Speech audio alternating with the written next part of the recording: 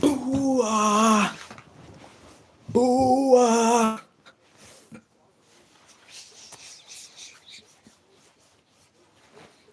What's up, boys? It's Zar-Kombat, man. We're live. We're back. The Bronx did it, man. Oliveira did it. Probably the happiest guy alive right now, man. Doing a quick UFC Rio review. Man, I'm so happy, boys. So happy. I don't really care what happens in MMA for the rest of the year. Charles got the win. He got it done. My UFC 2025 is done, guys. It's done.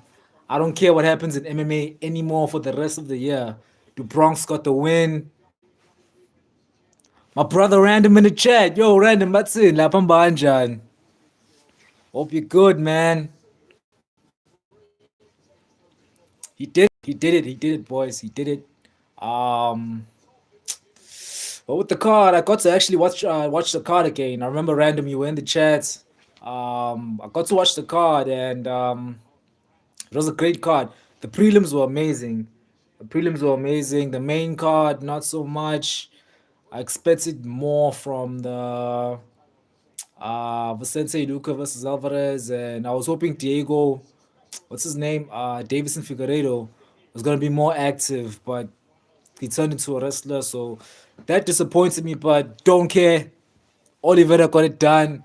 He did it, bruh. Every time Oliveira fights, it feels like there's a title on the line. Like there's, I don't know, God, I don't know. Like the order of Charles is just off the charts, man. Like he's the best. He's the best. I'm so happy he won. And we're coming for Holloway next. We're coming for Holloway. We're coming for the BMF belt next year, March, February. Whenever Holloway is ready to fight, I know Holloway is hurt right now. I think he broke his right arm in the fights against Poirier, and so we're gonna have to wait and see when he decides to come back. And I hope they make Holloway and Oliveira. But I also heard there were talks of probably Paddy Pimblett and Holloway. I don't think Paddy Pimblett deserves to fight for the BMF. He hasn't earned that BMF title fight yet. Beating Michael Chandler and taking a year break, they shouldn't give him the title shots. Paddy should probably fight like most likely the winner of Sorokin and Hooker next year. But you never know with the UFC. But man, Charles deserves to fight. He deserves to fight for a belt next, man. BMF or at least like another big fight. You know what I mean? Like a big main event. But yeah, man, he got it done. I'm happy, man. I'm happy. I'm happy. So UFC Rio's done, and we're heading to Canada, Vancouver. It's Rinya Dorita fight week. Dorita's back. Um, it should be an easy win for Dorita this week. He's fighting Brendan Allen. He's not really a top five fighter in the middleweight division. So I'm assuming that he gets the job done easily. But yeah, man, right now I'm still high off of that Oliveira win, guys. I literally fell asleep for the main event yesterday. No, the main card. I fell asleep. The last fights I saw before watching the Oliveira fights was Victor Petrino, whatever his name is. He knocked out Thompson flat, scary knockouts. And then I think I had like breakfast or something and I fell asleep. And then I woke up and they were showing the visuals for Charles versus Scambrots, and then it was the main event. So I was never gonna miss that fight. Shout out to Ukumalo in the chat. Kumalo saying hi. What's up? What's up? What's up? What's up? What's up? What's up? Hope you guys are good, man. It's a Sunday for us here in South Africa. It's a Monday tomorrow. We're heading back to work. Got to chill a bit. It was a good weekend for me. How was your day? Hope you guys had a good Sunday, man. I had a good Sunday. There was no way I was gonna have a bad Sunday. What anything could have happened, and it was still gonna be a good Sunday for me because Du Bronx got it done. He's coming for Oliveira. We're coming for the BMF belts. Can't wait for that fight next year. And to be honest, man, I if that fight would have happened, the Oliveira and Holloway fight, I'd lean towards Oliveira, man. I think Holloway is faster than Oliveira when it comes to the striking. His hands are faster, but I don't know, man. If Holloway got dropped by Poirier, who was retiring, I think the Bronx still has it in the tank, man. I still think he can compete with the best in the world.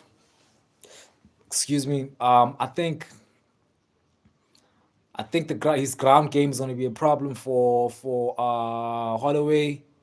Um, yeah, and I'm leaning towards Oliveira in the rematch, the Holloway rematch.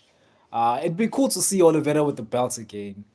I know it's highly unlikely that he's going to win the lightweight belt again, but at least seeing the BMF on him, like that would go crazy. Like imagine Charles with the silver BMF belt, you know what I mean? And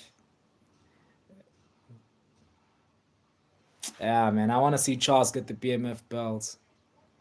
But yeah, UFC Rio, great card. I'm so happy the UFC allowed Jose Aldo to come out and retire in front of his people and put the gloves down. Because last year, not last year, it was this year actually. I think it was at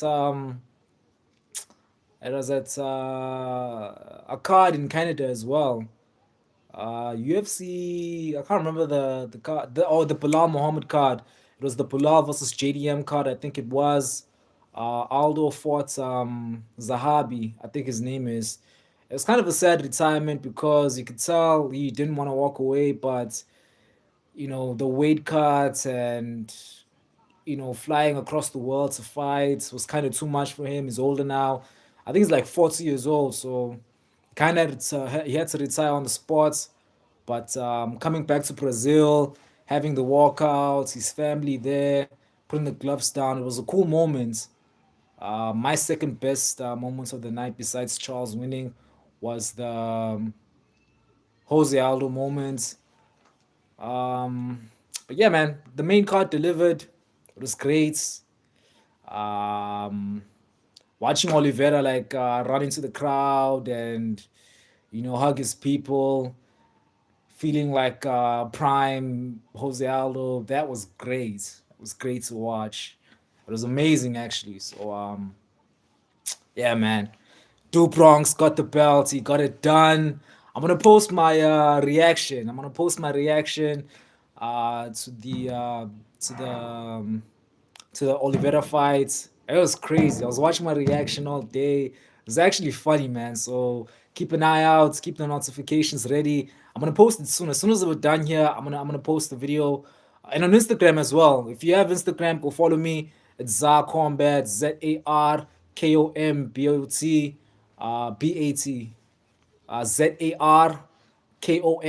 Zarkombat, Zar Combat on Instagram, Zar Combat on TikTok as well. I don't really use those accounts as much, but I'm more focused on this is my main focus is YouTube. But I post a lot on Instagram, TikTok, not so much. It's kind of hard getting followers on TikTok. They want me to pay for like views and followers, and I don't want to do that. But yeah, man, go check me out on Instagram and TikTok as well. We've got Paletta Rans saying hi, hello, how are you today? I'm good, man. I'm good, man. I'm great, actually. Charles, Du Bronx got it done, so it's been a good Sunday for me. It's been a good Sunday. It's gonna be a great week. It's gonna be a great week. Like nothing is gonna ruin my week. Um, cause Charles won. And then this Saturday, it's Rinya Derrida. I'm backing him. I hope he gets the job done against Brendan Allen. But yeah, UFC Canada is a great card as well. It's a great card. We've got Chito Vera. We haven't seen Chito Vera in like a year. So I'm excited to see him come back. Kevin Holland is also back. Kevin Holland fights like every week. He's back again this week against Mike Malotz. Yeah, the Canadian guy. He's fighting Mike Malotz. Zahabi is fighting Chito Vera. And then it's the big one, Brendan Allen versus Rainier, Derrida. That's gonna be a massive one.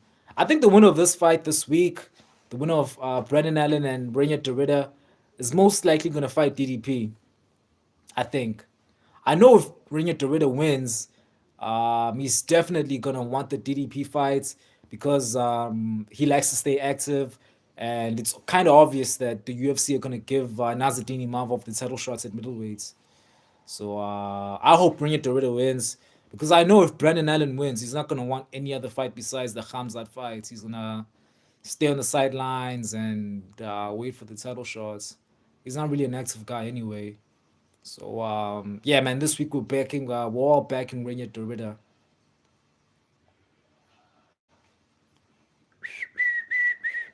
But anyway, guys, how's your Sunday, man? How's your Sunday?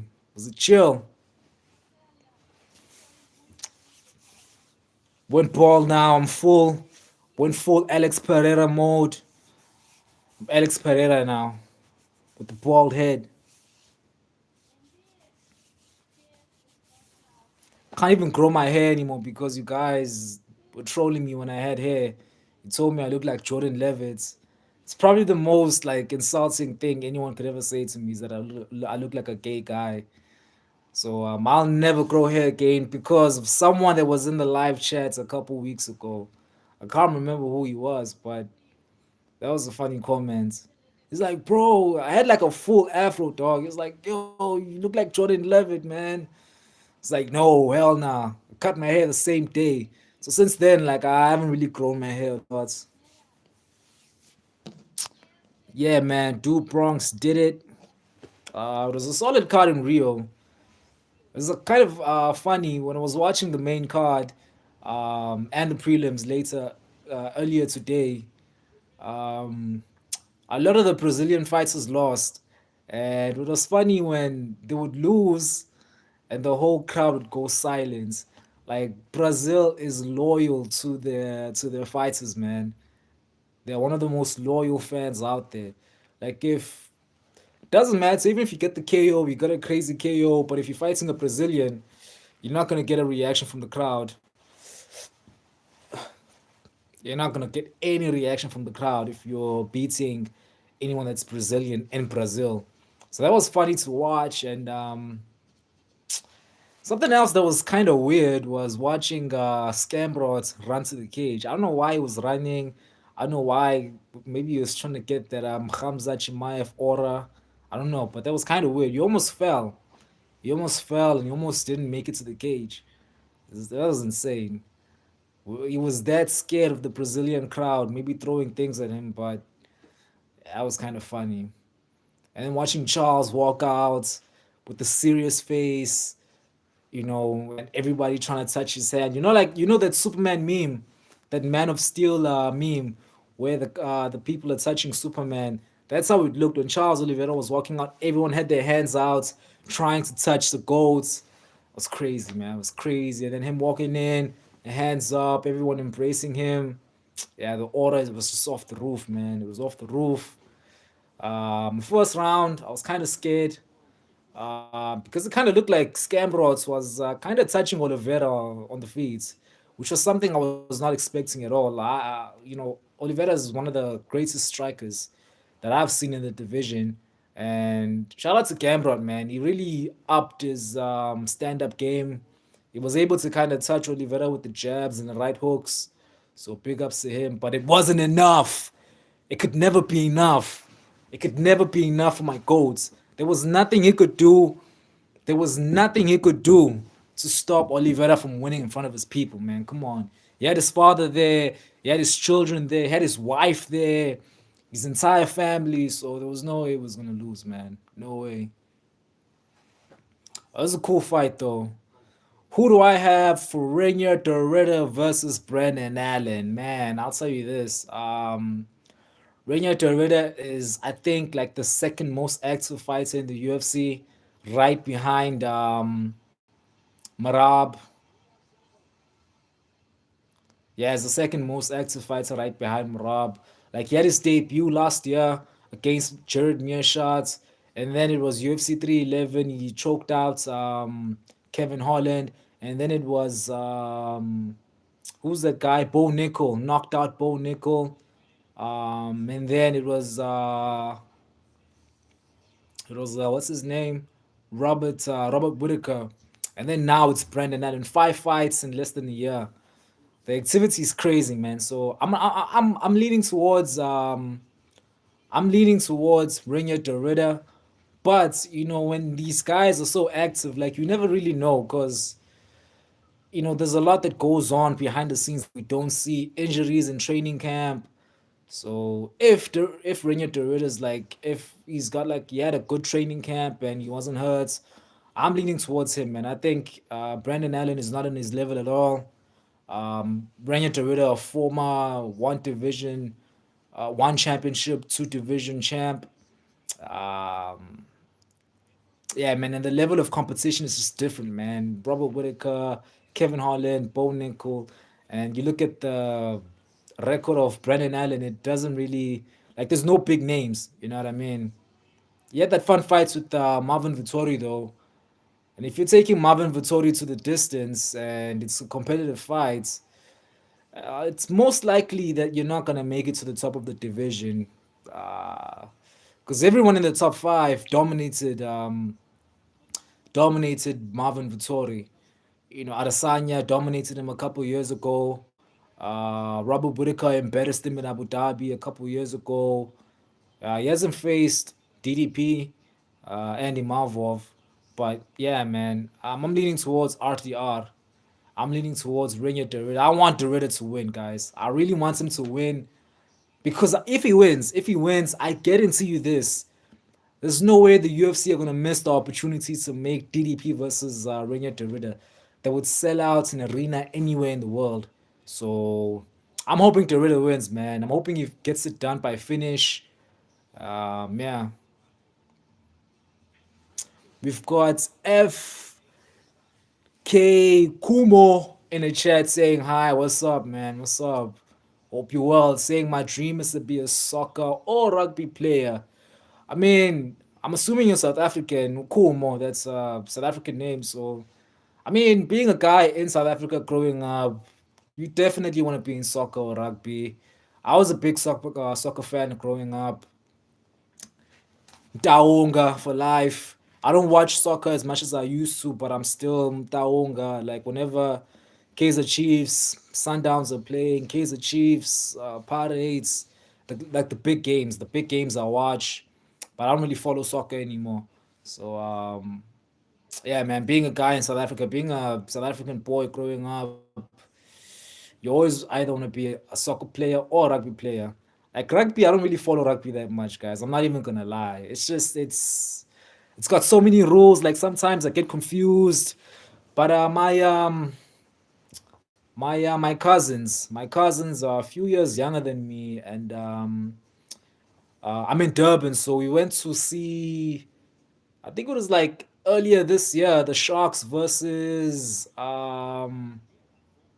the Stormers, I think it was. Yeah, Sharks versus Stormers at Kings Park here in Durban. It was fun. It was a cool vibe. Like I got to meet new people. It was cool. It was packed out. I didn't really understand the game at all. Um, but it was fun though. It was fun. So yeah, man. Shout out to you. You gotta work hard, guy. You gotta work hard, bro. You gotta work hard, and you gotta be focused as well. FK Kumo saying I'm a morpho money. I'm a Mofokeng and Jerry Sikosana. Oh, baya. Who are those guys? Like I said, man, I don't really follow soccer that much anymore. So I don't know. Rugby, I don't know anything about rugby. I don't even watch like the big games because I don't understand the rules. Um, we got Emir Sadri in the chat. Hope I pronounced the name right. Hope you're good, my bro. Is saying Volk versus Murphy, UFC 323, UFC 323. Yeah, man, that's the fight I want to see. That's the fights I want to see. But unfortunately, man, I did a video quite, I think a few weeks ago, and I was watching this interview with Volkanovski saying he wanted the Lerone Murphy fights, but it seems like the UFC are leaning towards that Dagestani guy. What's the Dagestani guy who Mazva Imavov? Yeah, they're leaning towards that. I don't know why. I don't know why they're giving him the title shots. They're giving him a title shot for pulling out of a fight, but you never know with the UFC, man. Um, I'm definitely sure that Volk is fighting in December. He's gonna be the main event. So it's either Murphy, Diego Lopez, or Mosva. Mosva, I don't think he deserves the title shots. He pulled out of the Eren Pico fight at UFC Abu Dhabi. So I don't think he should get a title shot. Diego Lopez, crazy knockout back at Noche UFC. Insane knockout actually, but he lost to Volkanovski back in April, UFC 314. So I think one more win and he gets the title shots. But right now, man, it's Lerone Murphy. Come on, it's Lerone Murphy. That knockouts at UFC 314, man. No, UFC 319. Yeah, UFC 319. That was insane. Watching that live, bruh, bruh. Listen, I remember, I was watching it on my laptop, right? I was watching it on my laptop because I hadn't paid my DSTV yet, so I couldn't watch the fights on TV. I was watching it on my laptop. I was illegally streaming the pay per view. So I'm watching the fights and I'm listening on my laptop. I've got my earphones on. I'm watching on my laptop, bruh. When he threw that elbow, the sound I could hear on my earphones. That was insane. That was insane. It was such a scary sound, such a scary knockout, man. A crazy one actually. Came out of nowhere. Came out of nowhere because Lerone Murphy for so long, it was kind of like Leon Edwards, like decisions after decision after decision. Yeah, man, that KO was insane. If that does not get him the title shots, he's never gonna get the title shot then. Because that, bruh, like that's the fight we all want to see, man. Lerone Murphy versus Volk. Random saying Volk will KO Murphy. I don't think so, dog. I don't think so. I think he dominates him. I think Volk definitely dominates him, but I don't think he KOs. I don't think he KOs Murphy. When was the last time Volk KO'd someone? I think the last time Volk got a KO was back at it was back. It's been a while. I think it was like Ched Mendes back in like 2019 or whatever. But he's a fun fighter, so we don't get mad. It's fine if Volkanovski doesn't get finishes, but he's a fun fighter, and we enjoy to watch him, man. Like I want to see him back this year. And him versus Lerone Murphy is the fight to make.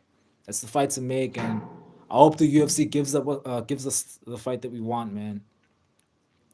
Um, Dexter XD saying hello, it's me, Riyad Khan. Oh, you've got another account. How are you, man? I hope you're good. Shout out to you, Riyad Khan. Oh, remember you telling me you've got two separate accounts. You were telling me that you've got another account on YouTube. So I'm assuming this is your main account. Dexter XD. It's my brother, man, Riyad Khan. Shout out, shout out, shout out. I'm good, man. I'm good. How are you? I hope you had a great Sunday, man. Back to work tomorrow. We're having a great week, man. Nothing is gonna ruin my week. The Bronx got it done. I'm a happy man, man. Anything could happen in MMA in 2025. Whatever happens in 2025 anymore, like I don't care, bro. Do Bronx got it done. I'm happy. My UFC 2025 is done. Pereira got the job done last week. It's to Bronx this week. Volkanovski got the belt back. Kamaru Usman won a fight. Um, what else happened this year?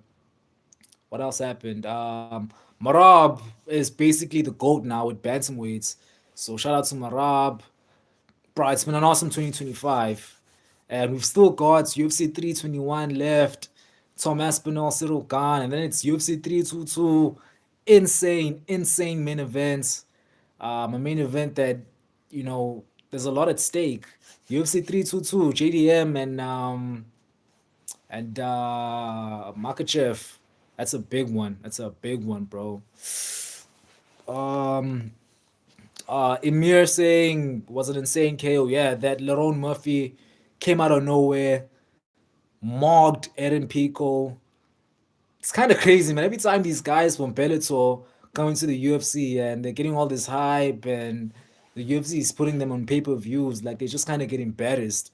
It shows that, the UFC and Bellator were never on the same level.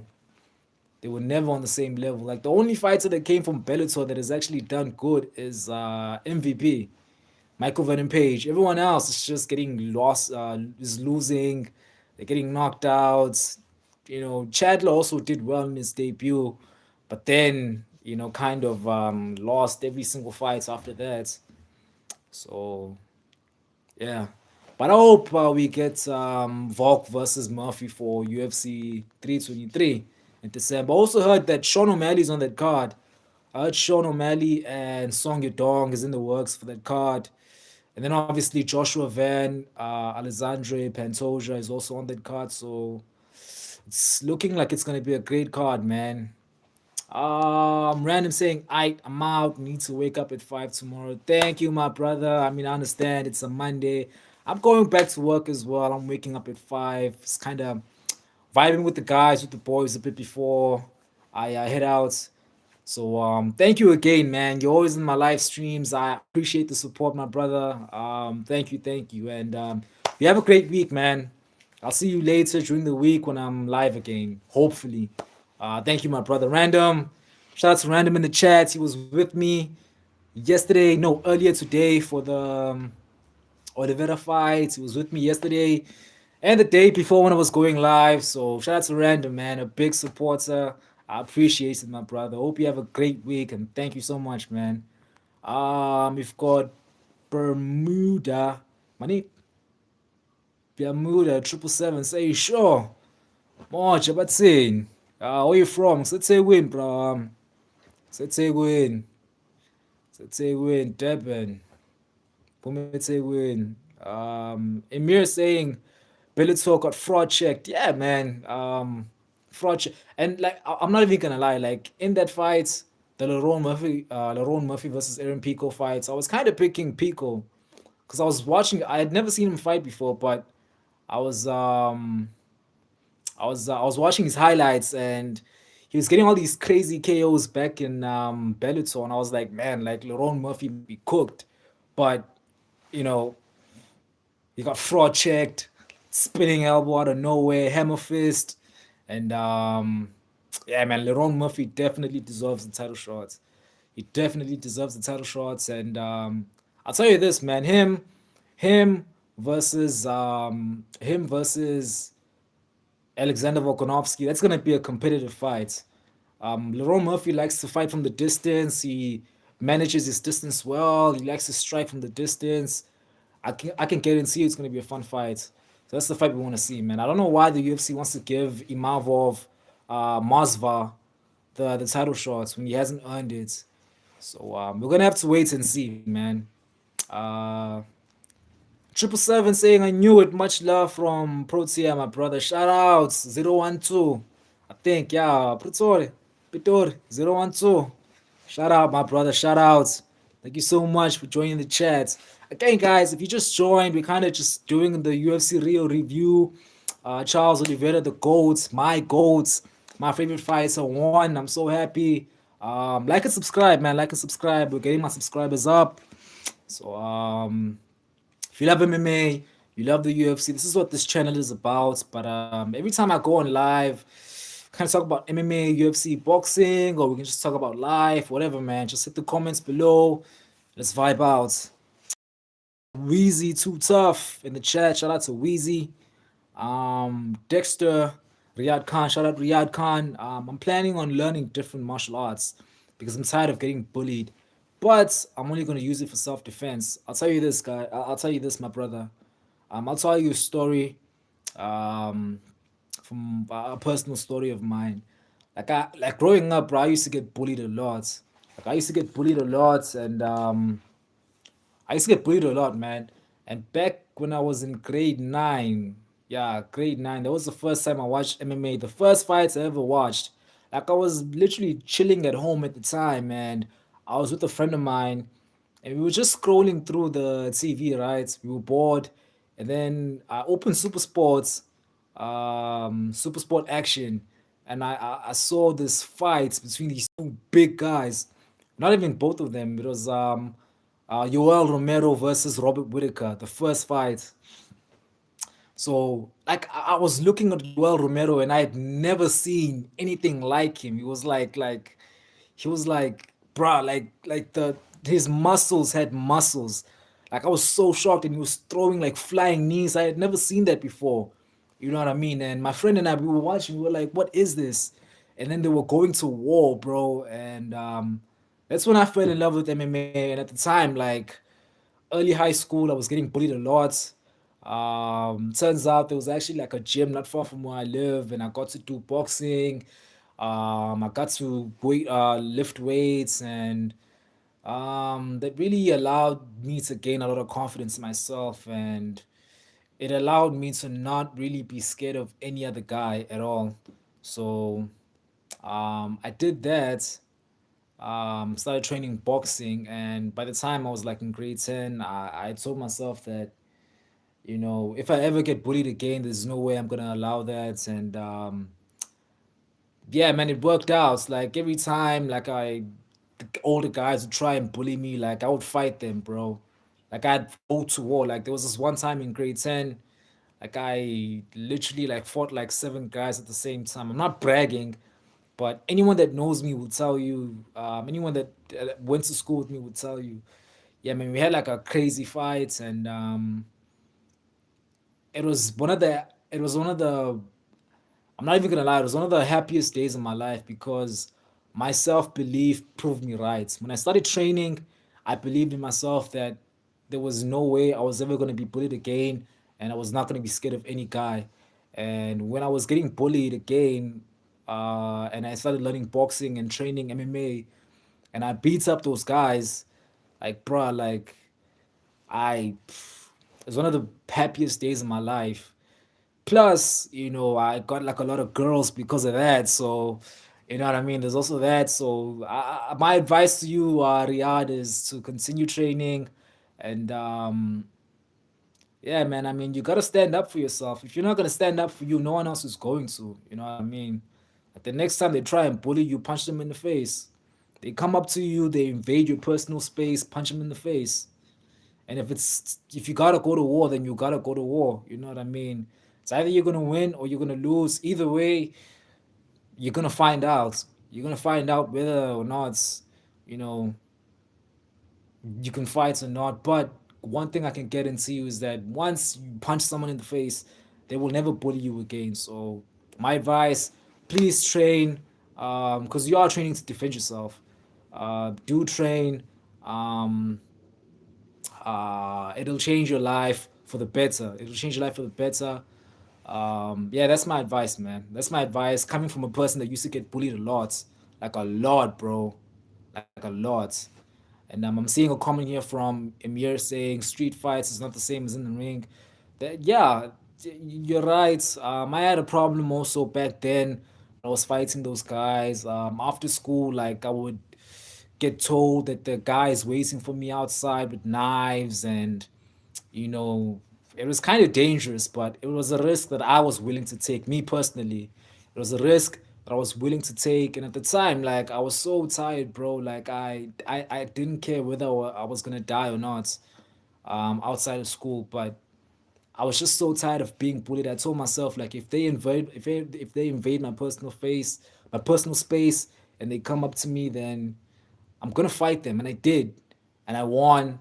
And I had like a crazy 2 years where I was kind of getting chased by knives, but it was the consequence of me standing up for myself. You know what I mean? So if you're gonna fight and you're gonna stand up for yourself, then you also have to be aware, and you have to acknowledge that sometimes you might get into trouble because it's street fighting. You know what I mean? Like there's no rules.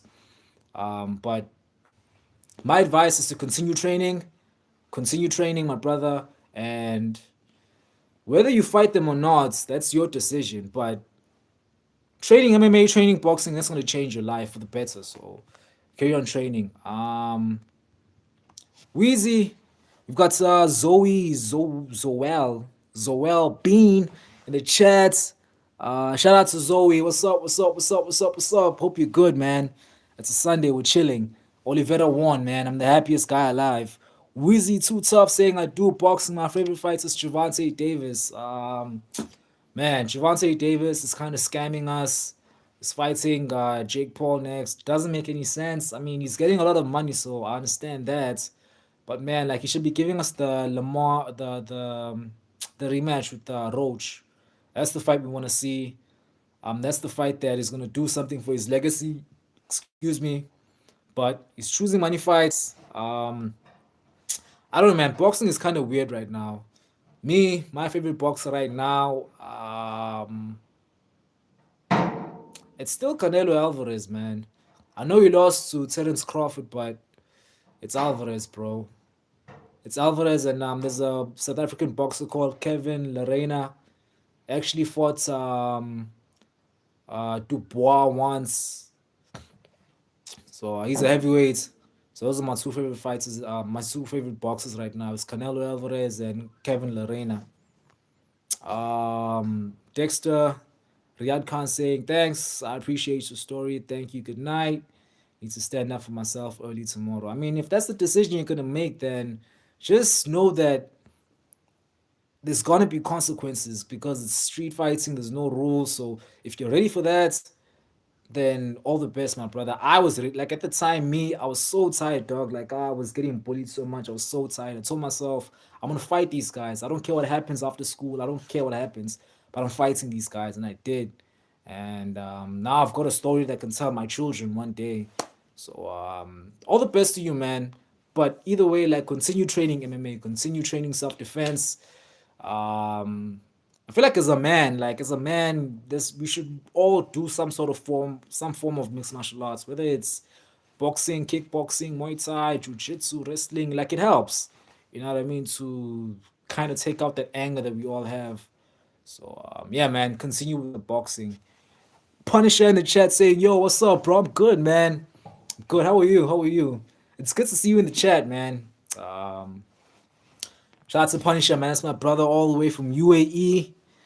We've got Emir in the chat saying, oh no, already read that tweet.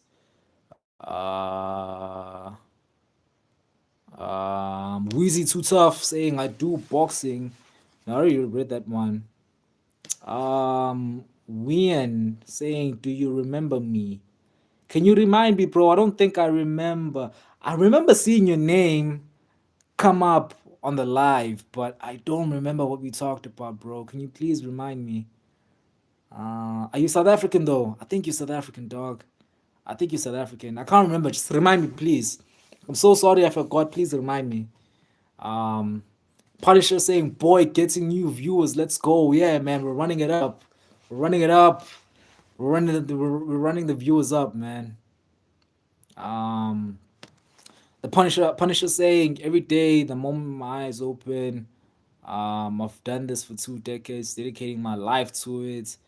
A part of me has died." Said by Dustin Poirier. Inspirational words, man. Inspirational words. Yeah, man. That's what it takes. That's what it takes, dog. Like when it comes to MMA, like you really gotta give it your all. Like it takes a lot. So shout out to DP, man. It's one of my goats.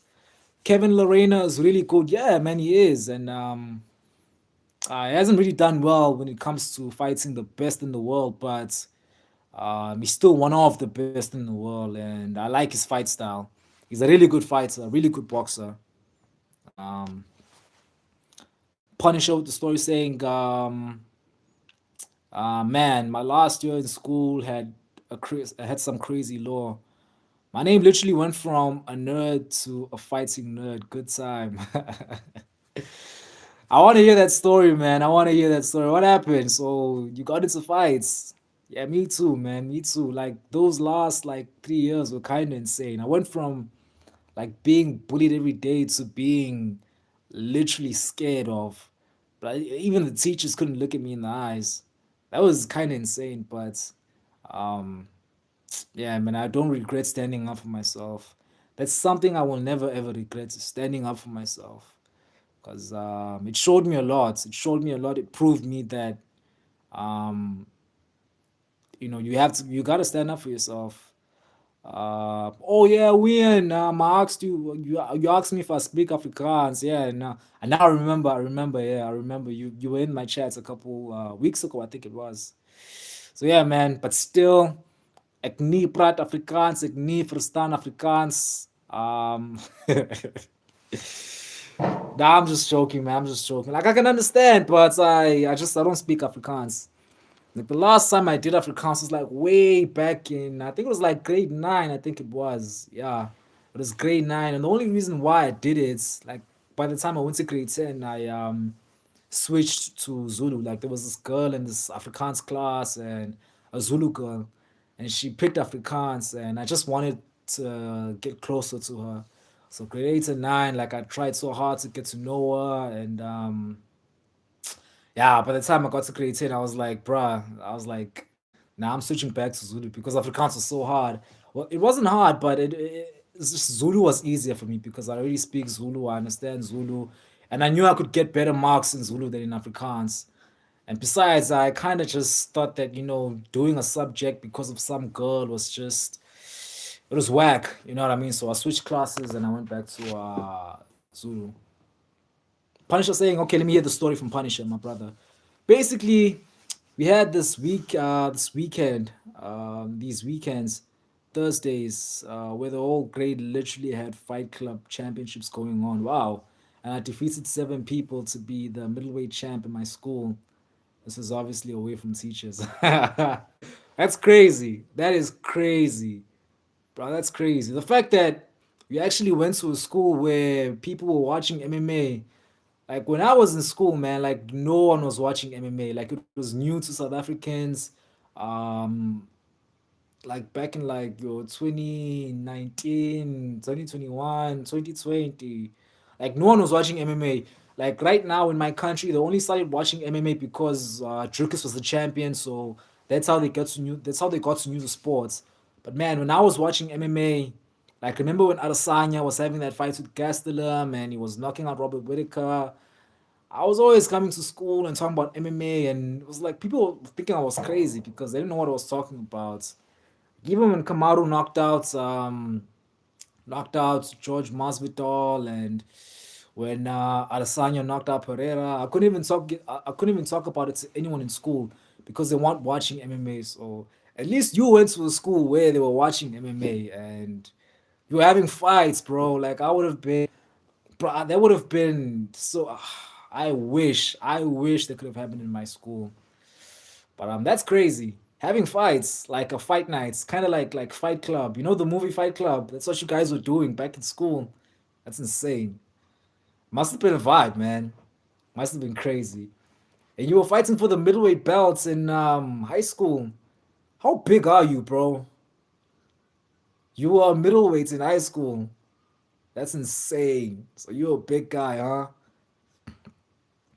Vian saying, so can I speak Afrikaans to you? I mean, Jelle praat, uh, jelle ek nie verstaan. Ek verstaan a little. Praat Afrikaans. You can speak Afrikaans, my brother. It's yeah, you can speak Afrikaans. I'll understand a little, a little. Um, Punisher saying I got MMA gloves gifted by the school guys because of it. Fun times. Must have been crazy, man. Like if that happened in my school, like that would have been so fun. That would have been crazy, man. But must have been cool, huh? Cool memories. Um, nah, none of them watched MMA. It was just like their ego. They wanted to fight. I was 7-1. I lost my debut via rear naked choke. Oh man, it's crazy. You lost by submission. So I guess you were like you're basically Dustin Poirier. You lost by rear naked choke whenever there was a big fight. Nah, but that's crazy. Having like a fight club in school, that must have been insane. I wish that could have happened, dog. I wish that could have happened. But yeah, like these guys, yeah, they like to just stab and bring guns. So I couldn't really fight each other.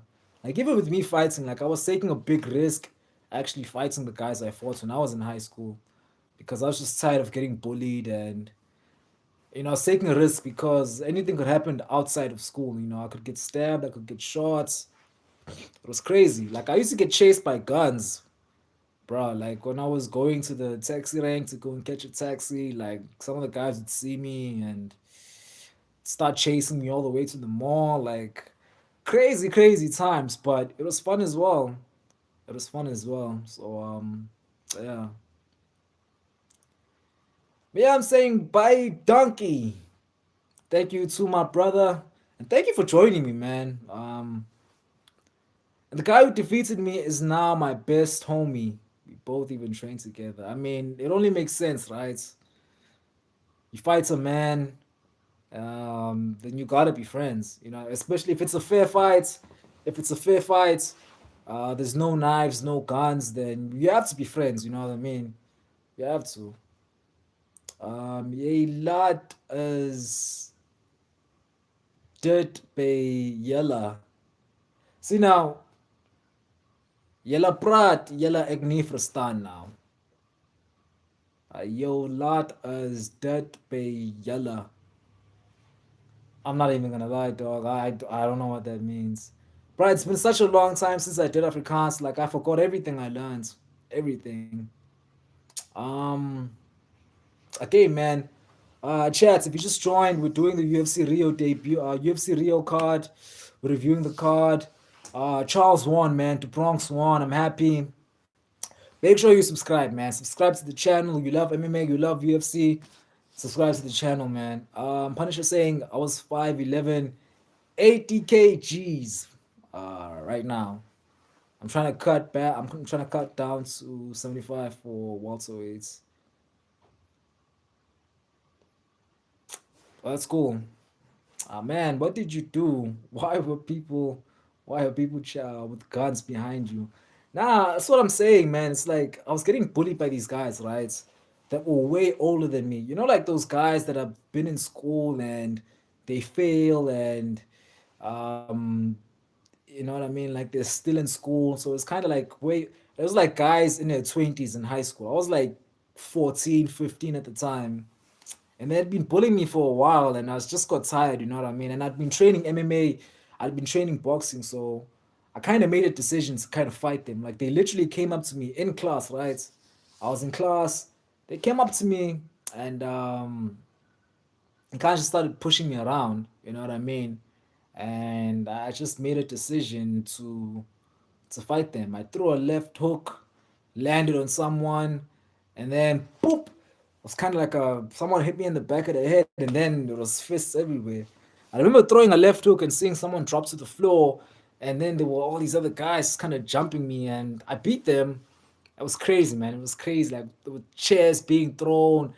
I remember I hit one guy with like a table in the face. Like I picked up a table, threw the table across the room, boop, hit his face. Excuse me for that. Kind of bad network. So network is bad here. The Wi-Fi is bad. So yeah, man. There were girls there, and I embarrassed them in front of the girls.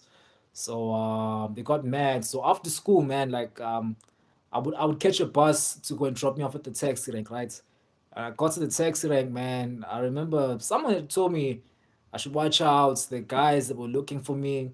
So I'm trying to catch a taxi, and out of somewhere, like I see these guys running towards me, and they're running towards me, and they pull something out of their pockets, like out of their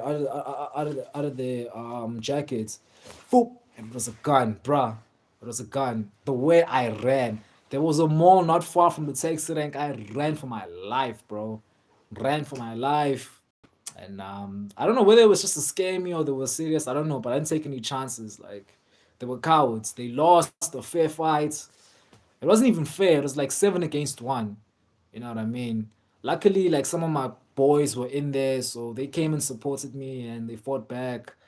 And yeah, it was like crazy. Like I remember there was this one time like I couldn't even go to school without having like I'd say uh, gangsters around. You know what I mean? Because now I had to protect myself as well. You know what I mean? Like being chased by knives and guns. It was a crazy time, but it was fun as well because now I have this story I can tell you guys, and I can tell my kids as well one day. It was cool.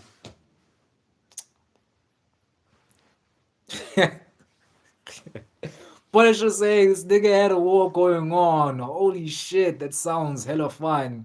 I mean, now it's fun because I lived and I can tell stories about it, but it's kind of crazy, man. Because now I hear stories of, yo, like when I bump into people I used to go to school with, like they tell me, like, yo, like remember this one guy you actually had a fight with back then? I was like, yeah, yeah, I remember him. It's like, ah, he's dead now. Like, what happened? It's like, ah, he got stabbed. Yeah, I guess he was still involved with some bad guys, and it's like, man, like they could have been me also. You know what I mean? Luckily for me, I wasn't really into like all that bad stuff. I just kind of I would always defend myself. That was for sure. I was always willing to fight a man, and I wasn't scared to die. But I wasn't into like the bad stuff where I was like bullying other people. I never did that. So most of the guys were like bullies back then. Like now, I hear stories about them, getting stabbed and getting shots, and it's kind of crazy. But that's Durban. Like the South Africans in the chat, like they'll tell you, like if they have been to Durban, they'll tell you about Durban, man. This is it's crazy out here. It's crazy. It's crazy. Like Wian will tell you, random who was in the chat, who's South African also would tell you. Um, but yeah, man, fun times, fun times. Now we've got stories we can tell people.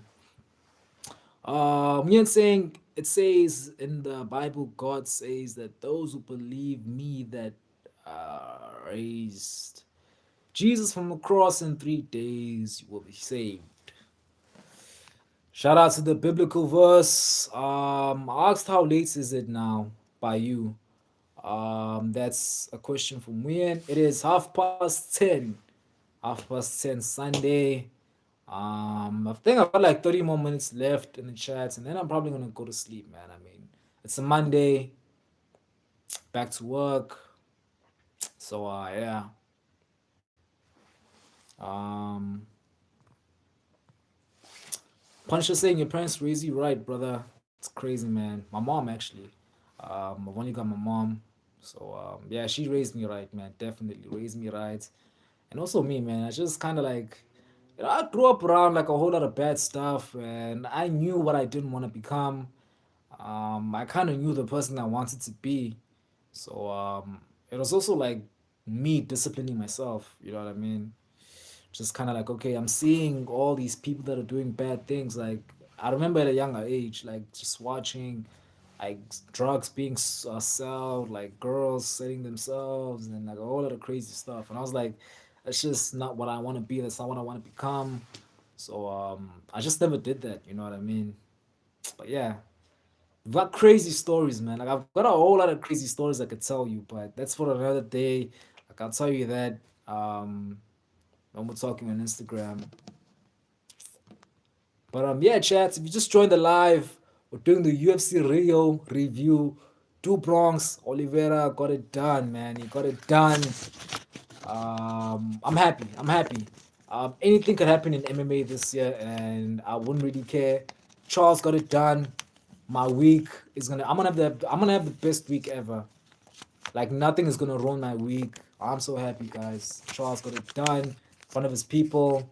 Just join the chat, man. Do make sure you do like and subscribe to the channel. It's Zar-Kombat, MMA content, UFC content, boxing content. I'm the guy you want to subscribe to, man. I'm gonna post my reaction to the Oliveira fights soon. I'm gonna post it soon, so you guys stay tuned for that. I'm gonna post it in like 30 minutes time. Like 30 minutes, I'm gonna post it on the YouTube. So you make sure you go run up the views, go like and subscribe. That like the video. I'm gonna post it soon.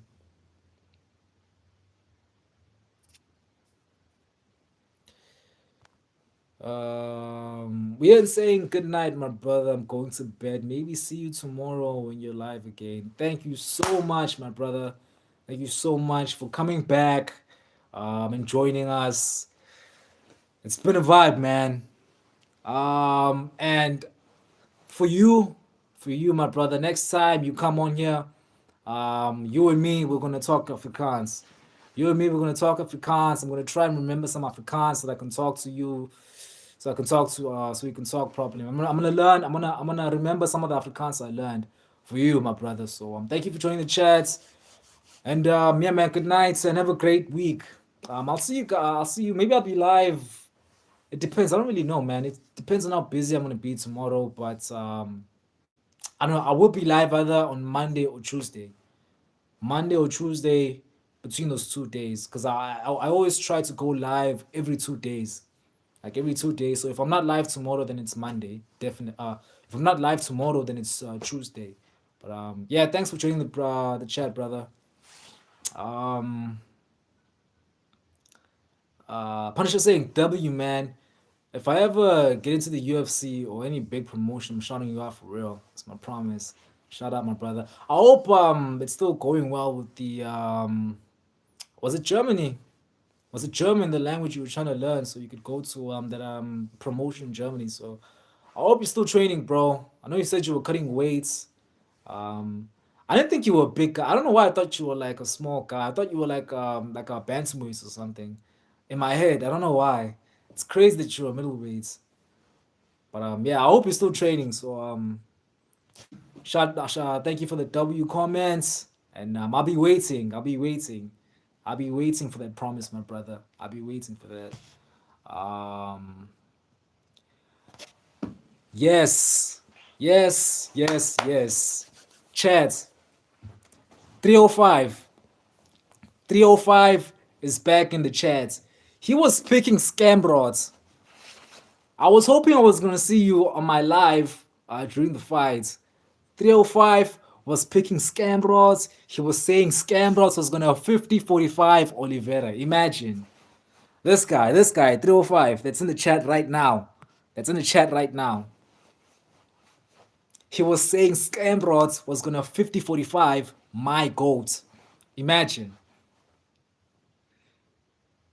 What do you have to say now, bro? I mean, like, you have to say something. You can't just keep quiet. I know you're in the chats. I know you're in the chats. There's only 5 people right now. It's you, it's Punisher, it's Vian, and another 2 people. You were picking against my goals. Bro literally said Scamrods was gonna 50-45 Oliveira.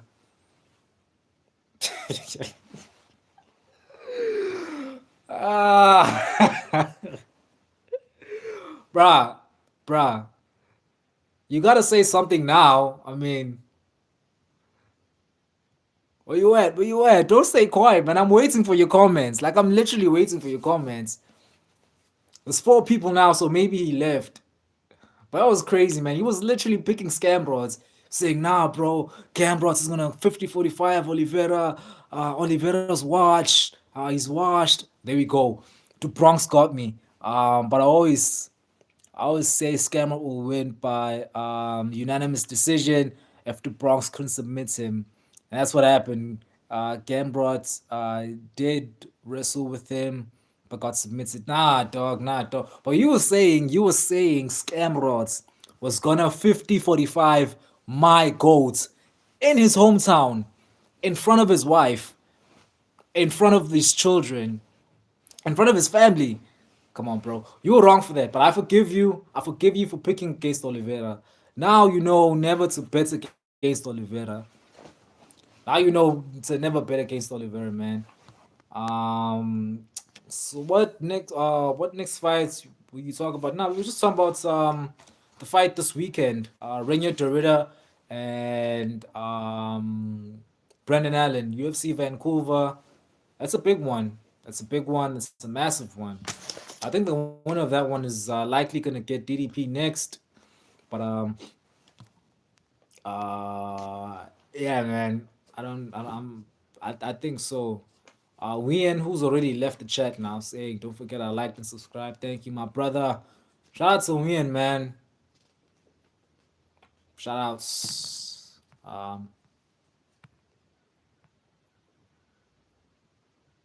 Oh, Wien is still in the chat. Yo, shout out to Wien, man.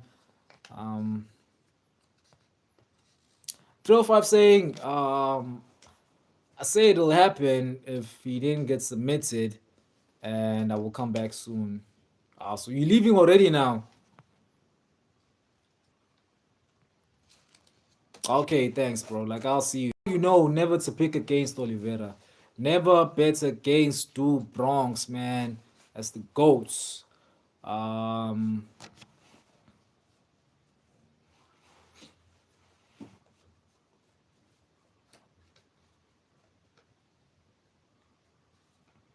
Oh, Wien is still in the chat. Oh, Wien, I thought you said you were leaving. But thanks for still joining us. I'm saying, Punisher, was that you saying for me, W man, if I ever get into the UFC or any big MMA promotion, shouting you out for 8-8. Yeah, that was Punisher, man. I think he's already left the chat now. Um, I know it's kind of late, and he's in Abu Dhabi, so I know it's kind of late. Yeah, that was him. That was him. Like he trains MMA. He's in Abu Dhabi right now. He's studying to go to Germany, so he can fight at that German promotion and potentially get into the UFC. So yeah, he promised to shut me out when he makes it big. So I'm gonna be keeping that promise, and I'm gonna be waiting for when he makes it big. 305 saying you deserve a subscribe. Yeah, man. Tell him subscribe. Tell the chat to subscribe, man. Tell him to subscribe. Um, but yeah, thank you for the W comments. 305 saying I will tell you the Bronx will, bro, bro, you still this guy 305, man. I don't know what the Bronx did to you. Why are you beefing with Oliveira, bro? Like, what did the Bronx do to you? Like, first you were saying Scamrots was gonna 50-45 him. Now you're saying Max Holloway is gonna knock him out. Let me tell you something. Let me tell you something, brother. Let me tell you something. Max Holloway got knocked down by the ghost of Dustin Poirier. The ghost of Dustin Poirier literally knocked down Max Holloway. And Justin Gage, if you remember, Justin Gage said that the hardest hitter he's ever faced was Charles Oliveira. We've seen Max Holloway get knocked out. It's not easy to knock him out, but he's been knocked out. And I don't know, man. I can't believe you're still, bro. I can't believe you're still dissing Oliveira after he proved you wrong. You were saying Scam Rods was gonna 50-45 him, and you're still picking against him. It's crazy, bro. It's crazy.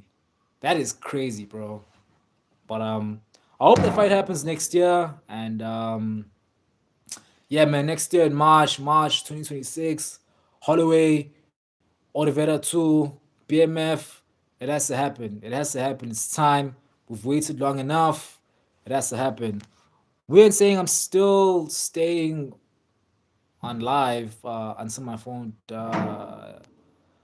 It's on 3%. Okay. Yo, Constantino's back in the chats. Into Bronx we trust. The GOAT. Into Bronx we trust, man. If I was blonde, I mean, if I had hair, I'd dye my hair blonde for him. It's the GOAT, man. Into Bronx we trust. Into Bronx we trust. W comment from Constantinos. That's my brother, man. Always in the live. Thank you so much for joining. But yeah, man, in Oliveira we trust, man. There was no way he was losing in front of his people. There was no way he was losing in front of his family. There was just no way. And again, man, a quick story for you guys. Like this morning, I was watching the fights. I was watching the prelims. I fell asleep. I fell asleep, and right before the main event, like I woke up for some reason. I woke up and it was the main event. And to show you how, like, that tells you how big of a Charles Oliveira fan I am. Like, my spirit could not allow me to fall asleep whilst Charles was about to fight. I woke up only for the main event, missed every other fight, woke up for the main event. I live streamed it, so you make sure you go check out that live. I'm gonna post my reaction to the victory. It was a funny reaction. Like, it was crazy. You're gonna enjoy my reaction. I can guarantee you that. So like 30 minutes time. I'm gonna end the live in like 10 minutes. So in 30 minutes time, make sure if you're still on YouTube, just go check it out. I'm gonna post it soon. But yeah, man, that was crazy, dog. It was crazy. I'm so happy. Anything could happen in MMA. I'm happy now. I am fine. Charles got the win. Borton is the champ. Volkanovski is the champ.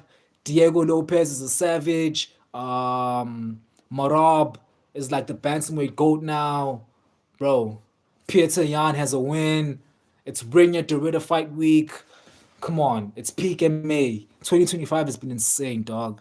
It's been so crazy. Um, how old are you? I'm 22, dog. 22. 305 saying I will watch their last fights. I will tell you what will happen. Bam, you're just an Oliveira hate. I don't know if you're doing it to troll me. I don't know if you're disrespecting Oliveira to troll me because you know I'm a big Oliveira fan, or if you just I don't know, dog. I don't know. I don't know why you're beefing with Oliveira, but he proved you wrong. You said he was gonna get 50-45, and your scam rods got choked out in the second round. Like I said he was going to. I said Charles was gonna win by KO in the second round. He didn't get the KO, but he still got the finish. I think Charles has like the most submissions in the UFC. Yeah, definitely the most submissions in the UFC. He's got the most wins, I think, in the UFC as well. And he's got the most finishes in UFC history. And you guys still don't believe this is the GOAT. Come on, former champion. He's coming for the BMF belt next.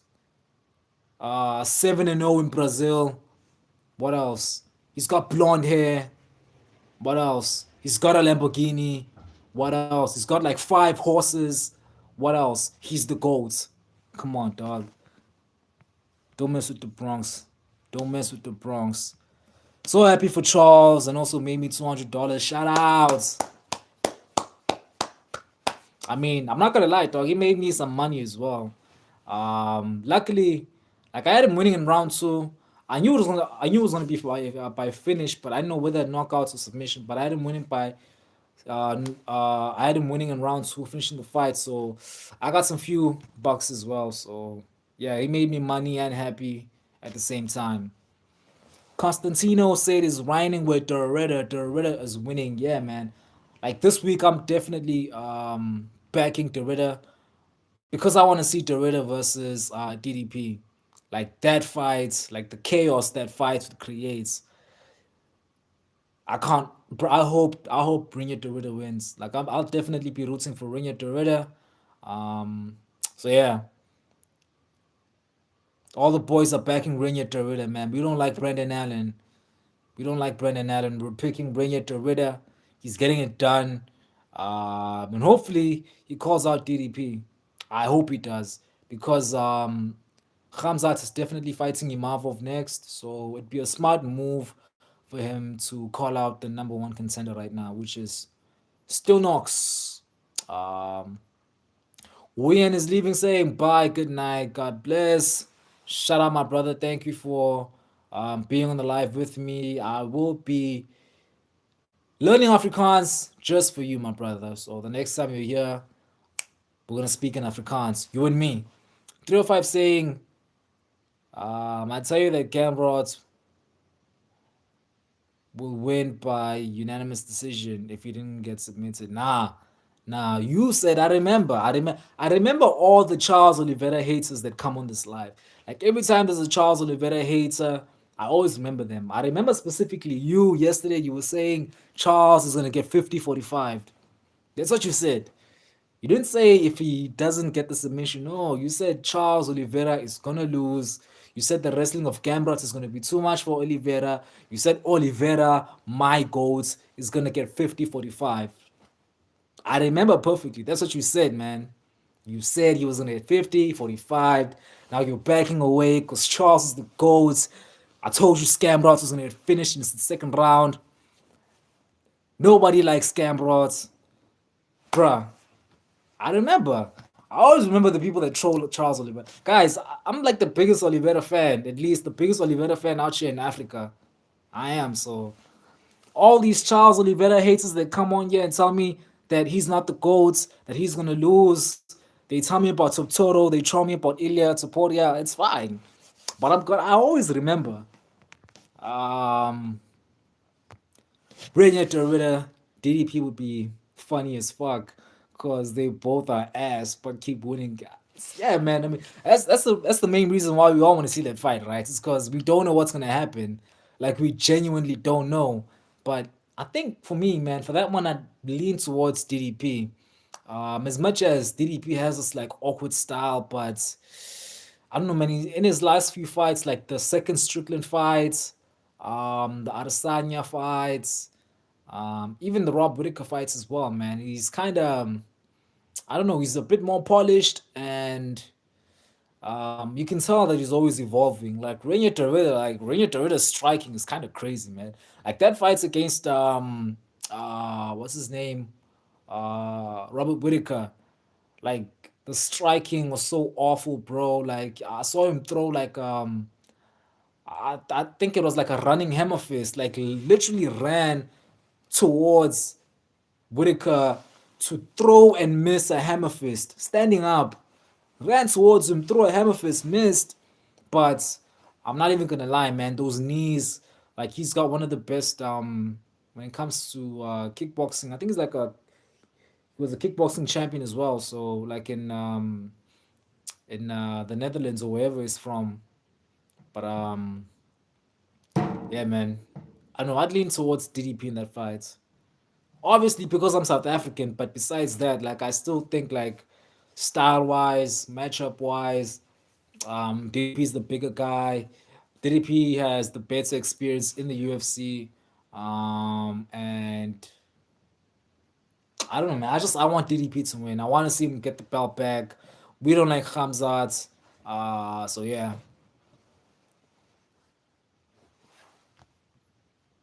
He's just trolling to upset me. I know, bruh. I see. The thing is like you guys already know my weakness. You guys know my weakness. You know that if you want to see me crash out, all you have to do is say that Charles Oliveira is gonna.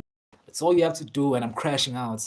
Like I'm not tolerating any Charles Oliveira slander. Like if you're dissing Oliveira, me and you, we're gonna go one. Like we're going one, bro. Like I'll fight you in real life.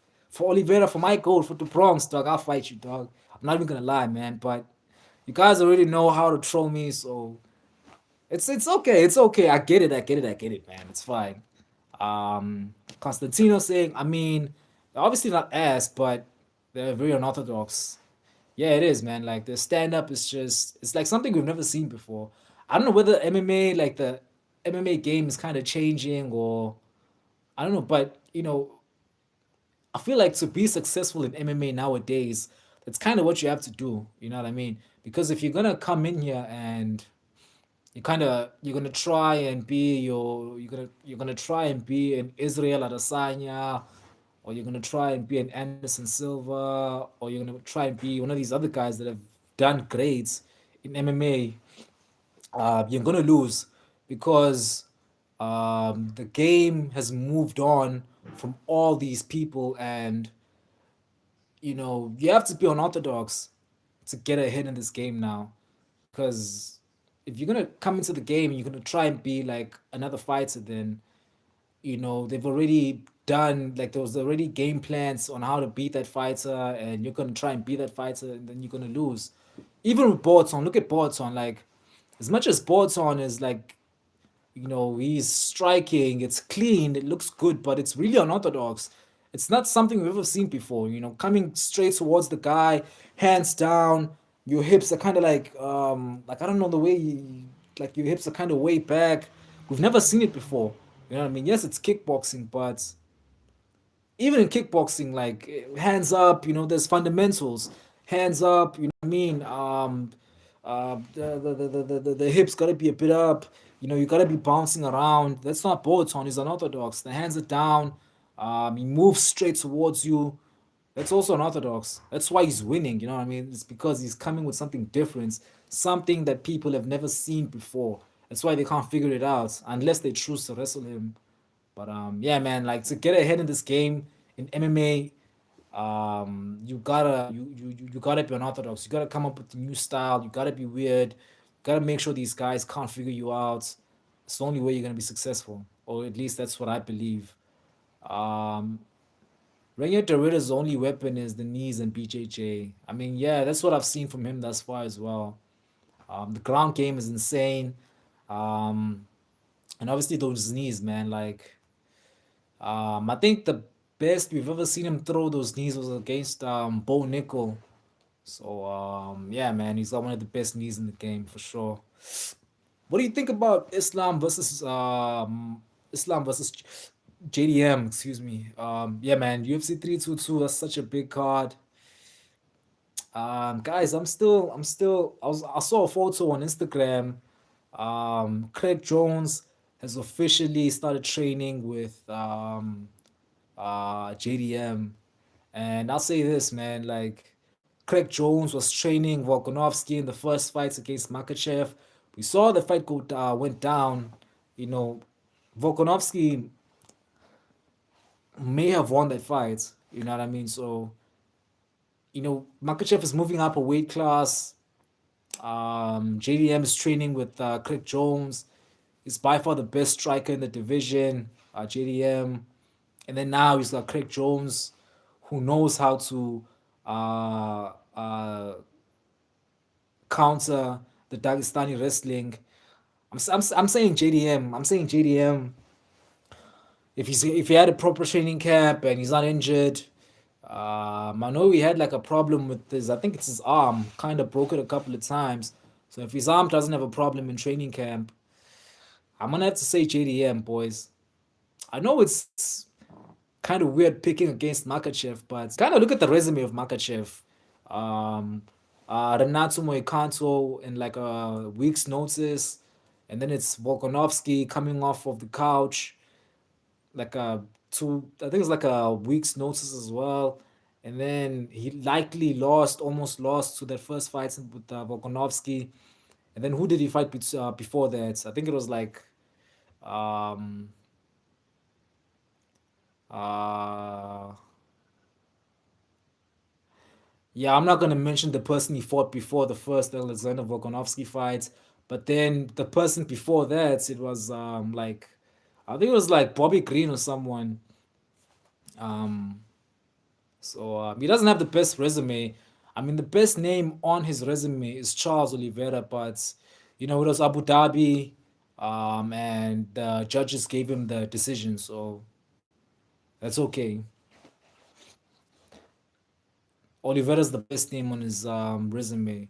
So I'm leaning towards JDM. Like that fights against Bilal showed a lot. It showed a lot. And now that he's training with Craig Jones, I'm just saying, man, I'm just saying, guys, like prepare yourselves for something crazy. I'm saying JDM round 3 TKO. I'm just saying, guys, it could happen. Um, That's why I love Jerry. His striking is unorthodox. Jerry as well is also unorthodox. Yes, his fights are always entertaining. That's the thing, man. Like, you saw his fights with Khalil Rountree. Khalil Rountree dedicates his life to Muay Thai. One of the best Muay Thai fighters we've ever seen. Jerry Prohaska. I don't even know what he trains. I don't even know if he trains in the gym or if he trains in like the jungle or something. But on orthodox style, it's always gonna win. That's why you won. Causes chaos, and finishes the best Muay Thai fighter in the UFC. That's why, man. Like you gotta be crazy. You gotta come up with something new every single time. Something people have never seen because they can't train for it. You know what I mean? They can't prepare for it. So guys like Jerry, guys like Bolton, guys like DDP, guys like RTR. That's why they keep winning. That's why they keep winning. It's because of the unorthodox style. It'll be a very close one, but I do have JDM too. I think you're the only person that's only besides me that picks JDM. Like everyone, like all these Dagestani glazers. I don't know if they realize if they're like guys, there's a shift going on in MMA today. There's a shift going on in the UFC. Like all these Dagestani fighters are losing, bro. It was Uman Magomedov, he lost. It was obviously Magomed Ankalaev, he just lost. Who else? Um, bro, these guys are losing, man. Even in the PFL as well. Like all these guys from the Khabib team, they're losing. I heard that Usman likely lost that fight against Paul Hughes. So there's a shift going on, man. There's a shift going on, and all these Dagestani guys are kind of declining. Like the only persons left that are still representing Dagestani at a high level is Islam Makhachev, and I think that Chonko, the guy on Dana White's Contender Series, John Pork, whatever his name is. But yeah, man, I think JDM wins. I want JDM to win, honestly. I think it's better for the sports if JDM wins. Like, man, like I like Makachev, but he only fights like twice a year if we're lucky. Um, yeah, man, I don't know, man. It's not. I mean, I like that he finishes guys, but it's not fun. You know what I mean? Like, it's the same thing every single time. Um, take down the guy, hold him down, submit him. Like, we're tired of that now. At least the Poirier fight was exciting. It was only exciting because it's Dustin Poirier. Dustin Poirier could literally have an exciting fight with even Khamzat Chimaev. He would find a way to make that fight exciting. Never had a boring fight in his life. But yeah, man, I'm just leaning towards JDM on that one. I mean, Islam is obviously an extremely tough opponent, but JDM looks so good against Bilal. Bilal's ugly ass, so I'm leaning towards him. Yeah, man, like he looks so great. He stuffed all the takedowns. He looked amazing, man. He looked amazing. He looked prepared. Um, yeah, the striking was kind of crazy, and the fact that he had a fun fight with Bilal. So that's how goated Jack Della Maddalena is. He managed to have a fun fight with Bilal Muhammad. Who has ever had a fun fight with Bilal Muhammad? Who? Come on, guys. Like I'm picking JDM. I'm picking JDM. I want JDM to win, honestly. I think it's better for the sports. I know a lot of people want to see Makachev and Topuria, but that's not even a fight that excites me because even if it does happen, in that fight, I think Makachev easily submits, well, not easily, but I think he would submit Topuria. So I'm not excited for that one. I'm more excited for this fight. For this fight at UFC 322. That's the really exciting fight because we don't know. How is Makachev going to look at welterweights? Is he going to bulk up? Is he going to be coming in bigger? What's going to happen on the feet? Because we know that JDM is going to hurt him on the feet. He's such an amazing striker. Islam is going to get hurt on the feet. Yeah, yeah, man. Yeah, man. I don't know, man. I'm so excited for this fight. To be fair, Islam is more entertaining than Khabib. I'm gonna have to disagree, man. I'm sorry, bro. I'm gonna have to disagree. Like those last three fights we got from Khabib, like the Dustin Poirier fights, the Conor McGregor fights, the the Justin Gaethje fights. Those are exciting fights, man. Also, you know, he's a superstar, so I guess that also plays a factor into it. But I mean, at least Islam Makhachev has a head kick KO, even though it was against Volkanovski, which hurt me. But yeah, I don't know, man. I still think that Khabib was more exciting in his prime. Like I really like that. Take the guy down, that aggressive wrestling. Take him down, ground and pound. Try and break his arm. You know what I mean? Elbows on the ground. He was just vicious. You know what I mean? Nah, bro. I have to disagree. Ilya would beat the fuck out of Islam. Ilya is a more well-rounded fighter than Islam. Come on, bro. I know you don't think that. I know you don't believe. Like Islam, bro. Ilya Sapura is more well-rounded than Islam Makachev. Nah, man. Nah, I don't think so, man. I mean, I kind of guess I see where you're coming from because I guess Sapura was like a submission artist before. For some reason, it decided to knock everyone out.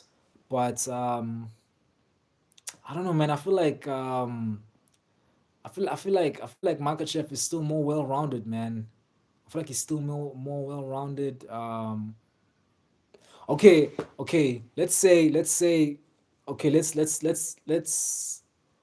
that Ilya Topuria is more well-rounded than Makachev.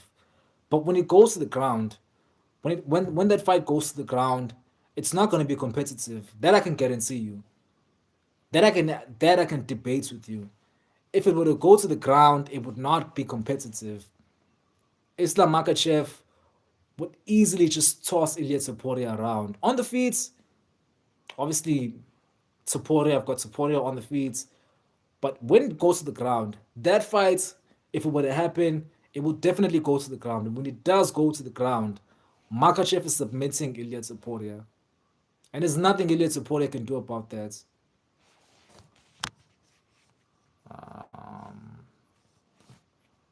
Shout out to good guy Brady in the chats. Montel Jackson sold my parlays. Now I gotta sell my body in the corner. Yeah, man. Yeah, it was kind of a disappointing fight, man. Figueredo, I don't know, man. Figueredo in his last few fights has been boring. So I thought Montel was gonna get the job done as well, but yeah, it was a great card, man. Good card overall, all around. Yeah, it was. My goat won, man. Do Bronx won. I'm happy.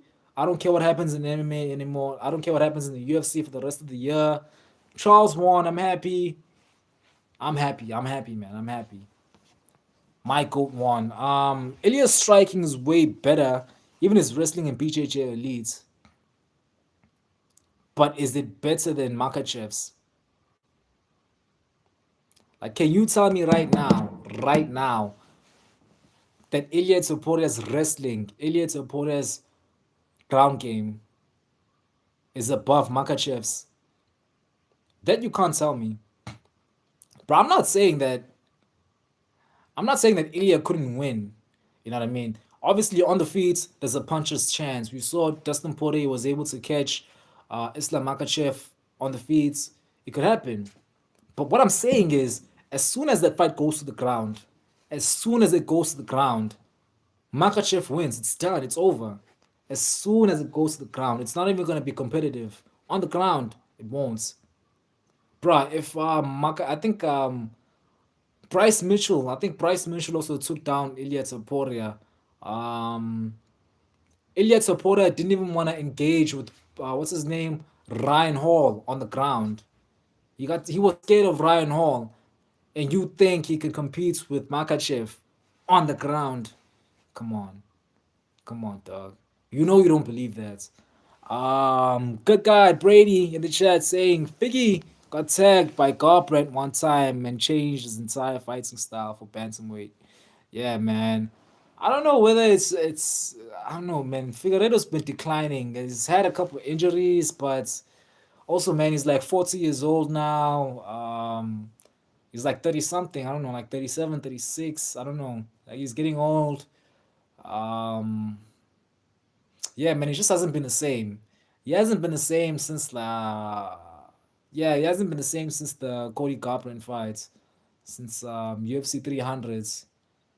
Lost to Peter Yan, and now losing to and then lost to Corey Sanhagen, got a crazy injury, and then now He got the W, but it wasn't really exciting, man.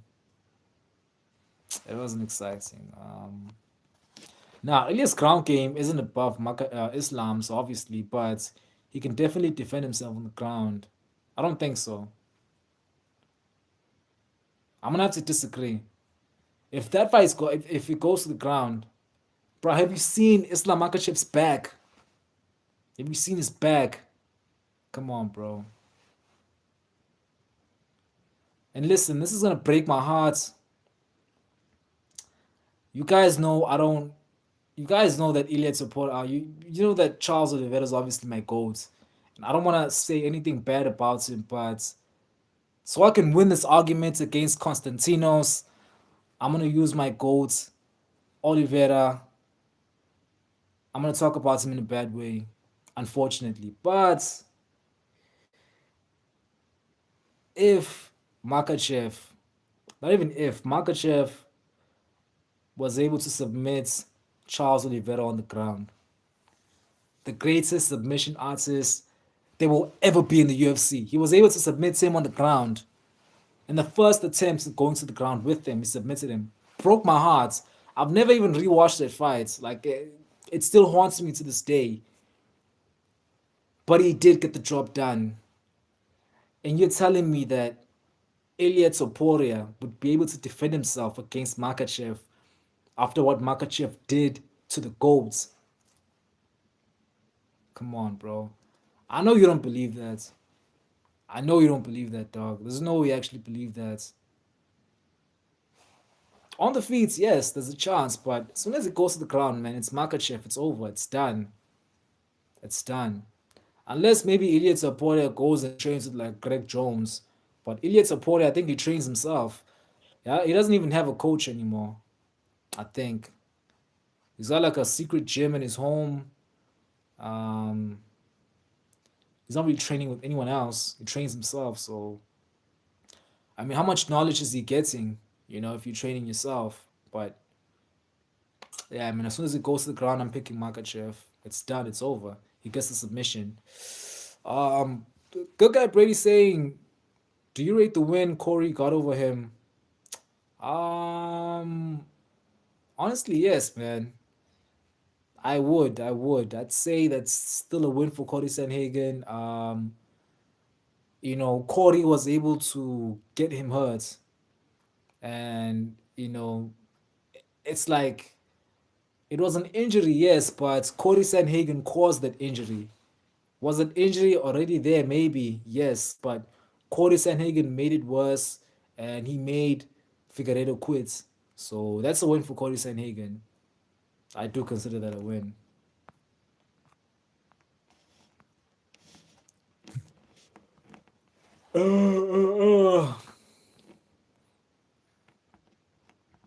We've been live now for an hour and 30 minutes. It is 11 p.m. South African time. Yeah, boys, I just want to talk about Charles Oliveira, my goats. He won. I don't know, chats. If we're not gonna chat, if we're not gonna talk about anything else, then I think we're gonna have to wrap it up. Um, I don't know, man. What else is there to talk about? We talked about the potential fight, the main event potentially for UFC 323. I'm thinking it's Volk and Murphy. That's the fights I want to see. And then obviously 322 is coming up. Um, I'm leaning towards JDM. Rainier Derrida, we're going Rainier Derrida this week. Um, Obviously, we're all picking Tom Aspinall for UFC 321. Well, what I want to know, man, I think Constantinos, I think you're the only one in the chat. Who are you picking for Valentina versus Zhang Wei Li? Like, that's a fight that I'm not hearing a lot of people talk about. Like, Zhang Wei Li and Shevchenko is the only fights I've ever been excited for when it comes to women's MMA. That's the only fights I've ever been excited for. Like, bro, that's gonna be a fun fight. That is gonna be a fun fight. Like I never miss a Zhang Wei Li fight. I would never miss a Zhang Wei Li fight, man. Um, Good guy Brad saying I think Zhang has that. Me too. Me too. I think she's in her prime right now. Shevchenko's last fight, I think it was against the French woman. I don't know what her name is, like Manuel, whatever, whatever. Uh, I didn't like the way Shevchenko looked, man. I think those fights with Alexa Grasso really took a lot out of Shevchenko. And man, Zhang Wei Li, man, I don't know, man. Like she's just looking like a monster, bro. Like that last fight she had on the Drakus card. I think it was I don't know. She fought someone on that Sean Strickland and Drakus Duplessis fight. Tatiana Suarez, yes, yeah, that was a crazy domination from Zhang Wei Li, man. She's just looking just bruh. I love Zhang Wei Li, man. All the homies love Zhang Wei Li, and Zhang Wei Li loves all the homies, man. Come on. You can't be an MMA fan and not love Zhang Wei. That's the only exciting women's fighter we have. Who else is exciting? I mean, we only watch Tracy Cortez because she's gorgeous, but I don't watch any other fighter, any other women's MMA fighter just for the fights. You know what I mean? I guess I'd say maybe Natalia Silva. I like her striking, but other than that, man, it's Zhang Wei Li. So I'm picking her. I hope she wins. I want to see Zhang Wei Li become a double champ. Like I want to see her, like her legacy get better. And I want to hear people talking about her as the greatest women's fighter. Like I want her name in the mix with Amanda, what's her name? Amanda Nunes. Like I want to hear Zhang's mix with I want to hear Zhang Weili's name in that mix. Um, yeah, Manuel Ferron. That was a name. Yeah, something like that. While Zhang recently beats Tatiana Suarez. Yeah, man. Yeah, I was just typing Natalia Silva. Wong Kong was supposed to be fresh air, but she got yeah, bro. Like she had that crazy knockout. Remember when she made her debut? I think it was like at the Apex or something. She had that crazy. We were like, this is the female. We were like, this is Lady Bolton. I remember the memes when she had that crazy knockout. We were like, ah man, Lady Bolton is finally here. But then, bro, she got fraud checked. She got fraud checked in front of her people, and she got submitted by I don't know, like a crazy Brazilian fighter. But yeah, man, Wong Kong, she was supposed to be the next big thing, man. Is she fighting? When is she fighting? Do you know? I haven't seen her fight in a long time.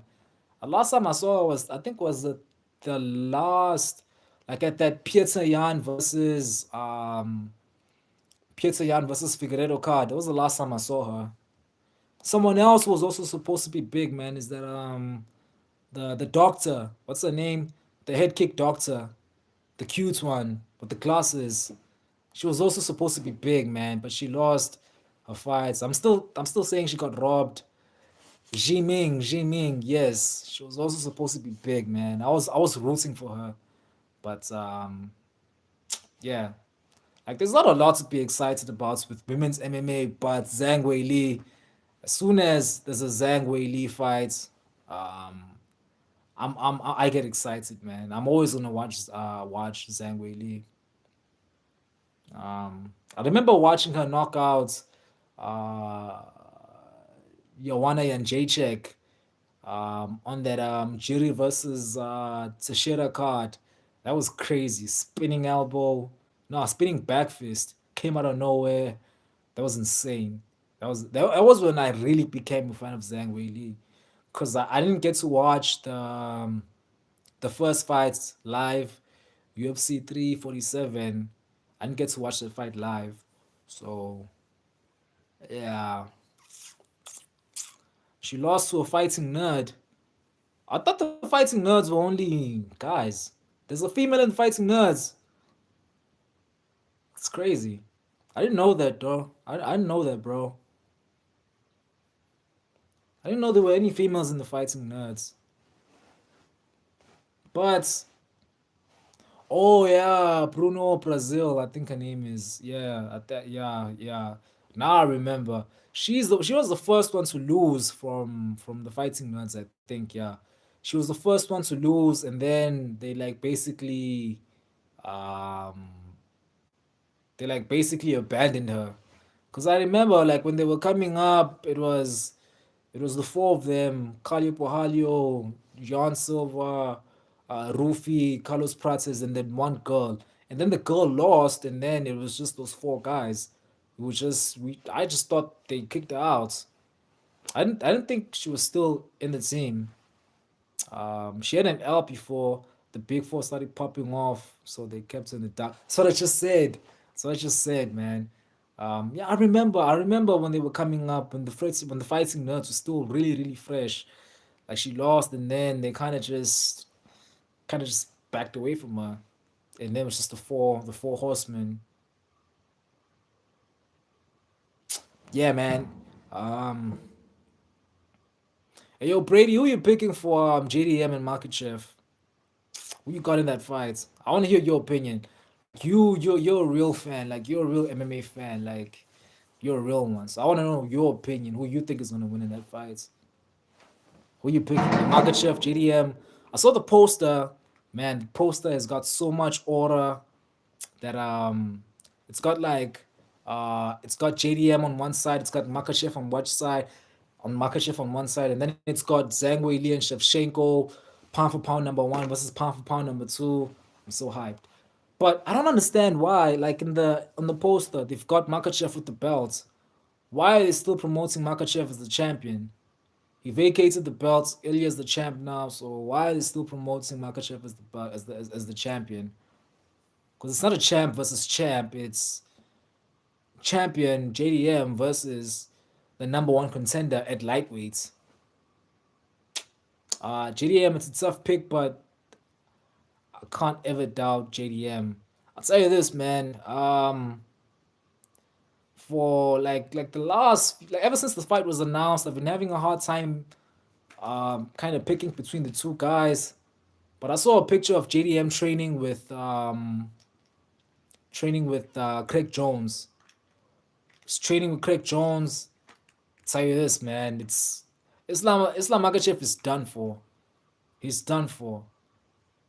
I think JDM getting a training camp done with Craig Jones is by far the best decision he could have made to prepare for Makachev.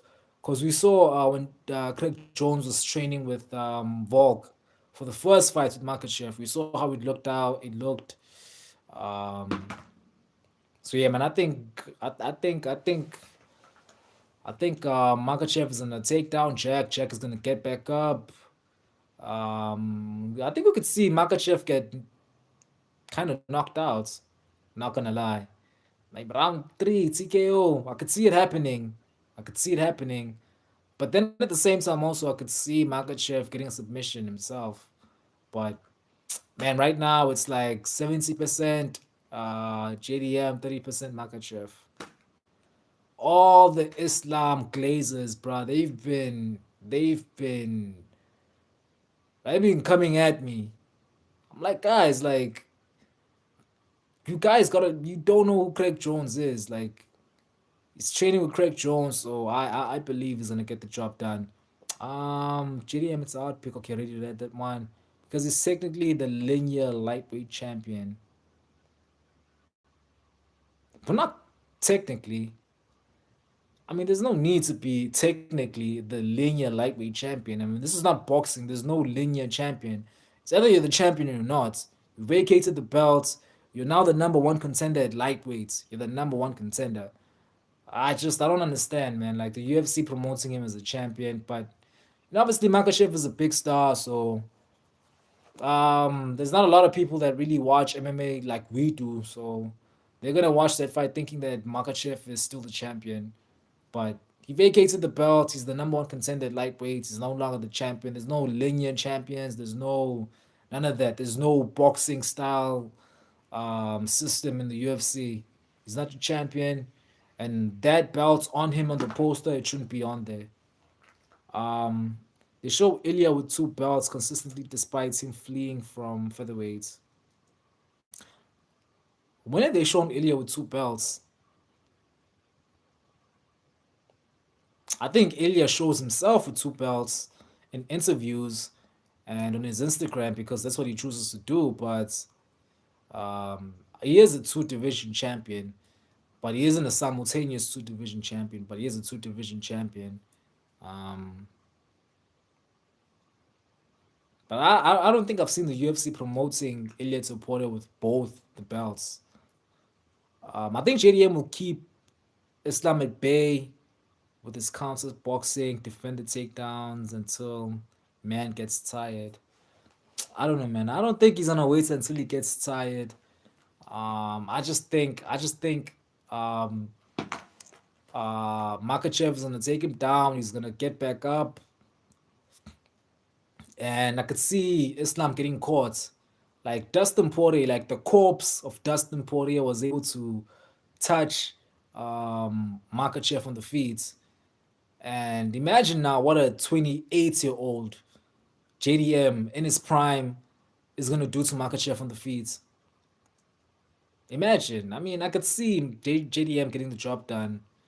Um, you're not you're not beating JDM if you're going life or death with Dustin. Exactly, bro. That's what I mean. I mean, you went to war with the corpse of Dustin Poirier, a Dustin Poirier who was like basically retired. You know what I mean? A 35-year-old Dustin Poirier took you to war. Now imagine what a prime 29-year-old in his prime JDM is gonna do to you on the feet. I mean, I really see JDM winning. I really see him winning. But another one I'm excited for, man. Carlos Prates, Leon Edwards. That's either it's gonna be a crazy fight or a boring fight. I know Leon Edwards doesn't like to be in exciting fights. He's not gonna take a chance with Prates on the feet. Definitely, he's gonna keep at bay. And he's gonna try and make the fight boring. Probably gonna take down Prates, but Prates he finds a way to make the fight fun, and that's gonna be crazy, man. I'm excited about that fight. Really, really excited about that fight, man. Cannot wait. We have been live now for an hour, 47 minutes and 40 seconds. Listen, chat, like I really want to post that video, my reaction of the Oliveira fight. We've been live now for almost 2 hours. It's a Monday tomorrow, man. Back to work for me. Uh, what do I think about who? Who's that? Who's Lockdog? Who's Lockdog, bro? Please don't tell me I'm a casual. Because I don't know who Lockdog is. Is that like a nickname for someone? Lockdog. I know who Lockdog is, dog. Vinicius Oliveira, bro. That's his nickname. I know that was his nickname. Yeah, man, that's that him and what's this guy's name? Malcolm Wallmaker. Him, Malcolm Wallmaker are my two favorite bantamweights after Marab. Uh guy's a savage, man. Like his fight style, like going up, coming to you, like literally coming at you hands down. It's just crazy. It's crazy. It's intimidating. He's got brutal leg kicks. When is he fighting next? Is he fighting at UFC 322? I don't know when he's fighting next. But yeah, man, like that bantamweight division is filled. Like, listen, the bantamweight division is it's gonna be fun for a very long time. We've got Vinicius Oliveira in there. What's Teporia's brother, Alessandro Teporia. We've got Malcolm Wellmaker, Peyton Tablet, Cameron Simon. It's in safe hands. The bantamweight is in safe hands. Um, But yeah, man, I'm a big Vinicius Oliveira fan. I think the last time we saw him was at I don't know, but I remember I think it was at UFC 318. I think it was the BMF card. I think it was. Yeah, and he had that crazy performance, man.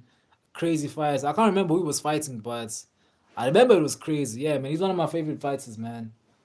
He's one of my favorite fighters. My second favorite fighter in the bantamweight division. I didn't know his nickname. He's my second favorite fighter in the bantamweight division. Him, Malcolm Wallmaker. It was Kyler Phillips. Kyler Phillips, yeah, the Matrix guy. It was Kyler Phillips, yeah. Got dominated, got walked down. Like he was basically being bullied in that fight. It's kind of sad actually for him, but for us it was fun, man. I mean, the elbows and the clinch, hands down, running at you, throwing flying knees. Guys, exciting. These Brazilian fighters, man. All these Brazilian fighters are kind of crazy. I don't think we got fight news yet. I just wanted to yap about him.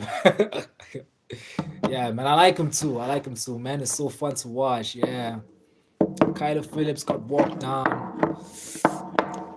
Yeah, he did, man. I remember UFC 318. I remember, man. Got knocked down a couple times. Basically bullied the man in there. Yeah, man. Vinicius Oliveira, man. I'm a fan. I'm a fan. I'm a fan of his. But uh, who do I want to talk about? Mm, like I want to talk about someone that's coming up. I would talk about Joel Alvarez, but I didn't like his performance against Sensei Luque.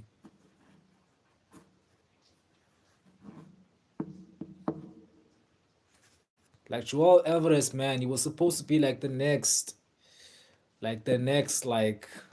boogeyman in the lightweight division, but then he goes up a division and he has a boarding fights with like I never thought I'd ever see Joel Alvarez in a boarding fight, but somehow Vicente Luque managed to make it a boarding fight.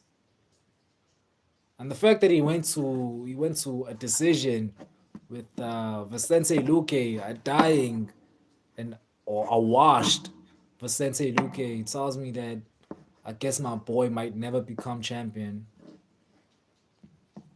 Are there any news on Michael Chandler? What happened to Michael Chandler, man? Lost to Paddy Pimblett and just disappeared. Or is he waiting for Conor McGregor again? Man. UFC should do Aaron Pico versus Michael Chandler for so a Bellator fighter can finally get on in the UFC.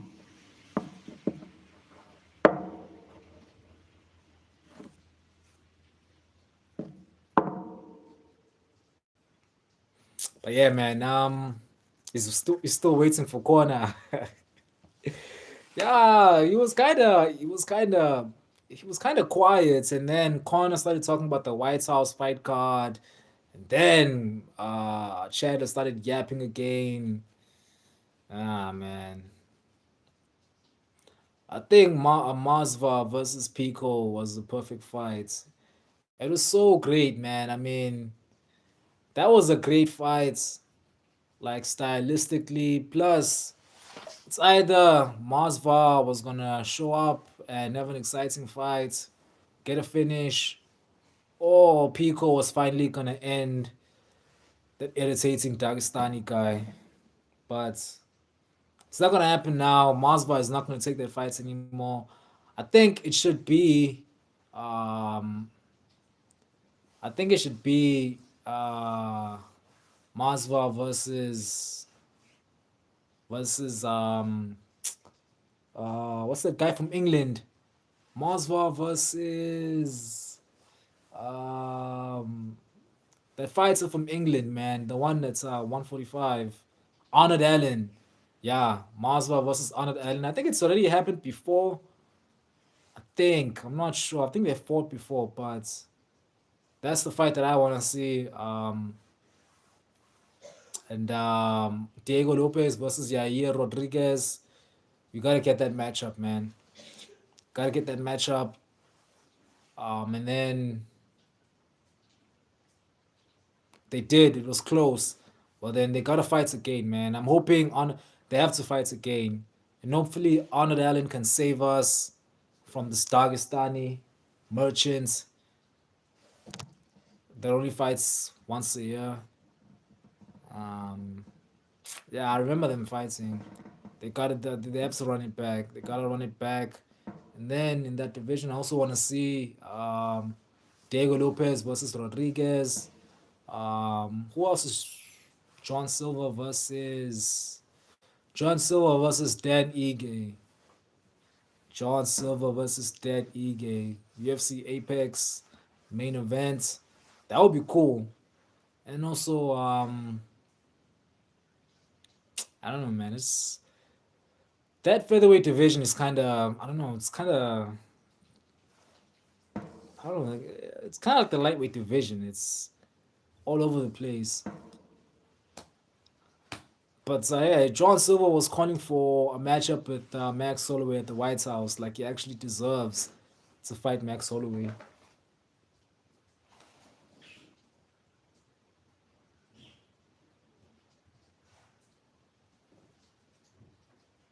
But yeah, man, that was kind of funny. Steve Garcia. Did he win that? When was Steve Garcia's last fight? Was it at Noche UFC? I don't think I watched his last fights. I don't remember watching his last fight, man. But yeah, what happened to what was it, Chiwiwis? Where's Chiwiwis? Is Chiwiwis still hurt? Rosas Jr. Is he still hurt? I remember he was supposed to fight at UFC Noche UFC, but he pulled out. Is he still hurt? He's gotta get back in there, man.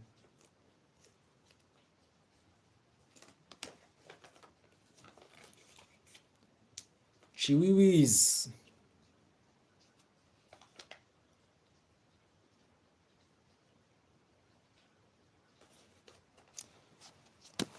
Steve Garcia, man. I'm not even gonna lie, bro. I don't remember watching Oh yeah, Calvin Cater was Steve Garcia's last fight. And Chiwiwis right now is MIA. Yeah, I remember Calvin Cater got dominated. Yeah, I remember. It was a co-main event for I don't know some fight nights. I remember. Yeah, Chiwiwis was supposed to fight Calvin Cater's boy Rob Font, but he pulled out. Who was the guy that fought Rob Font? That was a crazy fight at Noche UFC. That was a crazy fight, man. I don't know the name's guy, but he's gonna be a fun fighter. He's gonna be a fun fighter at 135. Had a war with with Rob Font. Going to war with Rob Font on your debut, that was insane, man. That was insane. Can't wait to see that guy back in there. David Martinez. That was insane. That was an insane fight. That was crazy.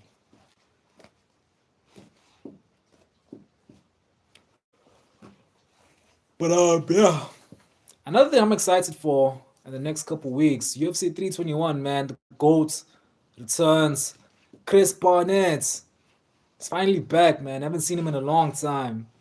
I think he's been dealing with an injury or something. I don't know, but he's back. Can't wait for that one. It's my GOAT, man. That's the only exciting fight at heavyweight. Steve Barnett. I don't know who he's fighting, but I hope he wins. You can say I'm mad about it.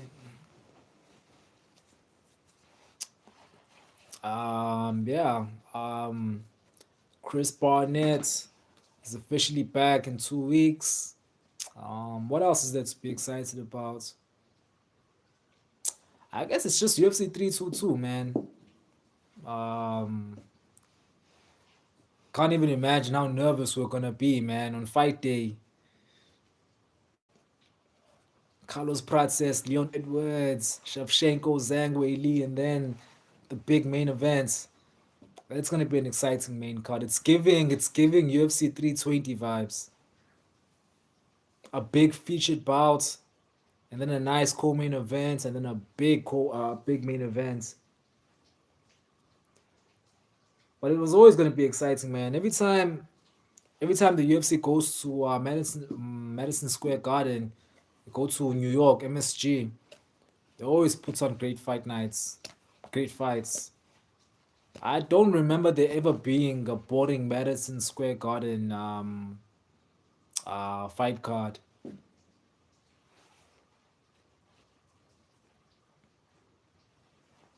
But for real, Oliveira got that shit done last night. Marked scam rods back to the apex. Yeah, man, was sending scam rods back to the apex. There was actually a guy here on my live chat. There was a guy here on the stream who's trolling me. Listen, I think Bradley, I think you're new here. I don't think you've been here before. But listen, bro, I'm a big Charles fan, man. I'm a big Charles fan, and some of the guys that have been here before, they know how to troll me. They know how to make me crash out. And the only way to do that is to diss Charles Oliveira. Like I'm the biggest Charles fan, probably the biggest Charles Oliveira fan in Africa. So yeah, man, I'm happy, man. I'm happy. Scam rods. Oh yeah, there was a guy in the chat yesterday. He was telling me that Scam rods was on a 50-45, the golds. Imagine. Someone genuinely believed that Scamrots was gonna 50-45 Charles Oliveira. I don't know whether he actually believed that or was just saying that to troll me. I don't know, but yeah, it was kind of crazy, man. Yeah, the GOAT won. He won in front of his people. It was nostalgic seeing him run into the crowd like prime Jose Aldo. You know what I mean? Like he was looking like like that one Superman meme that we see on Instagram where the Man of Steel meme is like the people are trying to touch Superman and Superman is kind of auto farming. That's kind of how it looked. And another thing about Charles, man, he's got this thing about him. He makes, bruh, he made scam rods. He made scam rods feel like a title fight. He made scam rod feel important. You know what I mean? Imagine making scam rods. Like probably the least interesting lightweights on the world right now. Imagine making him seem like an exciting fighter. So that just shows how goated Oliveira is, man.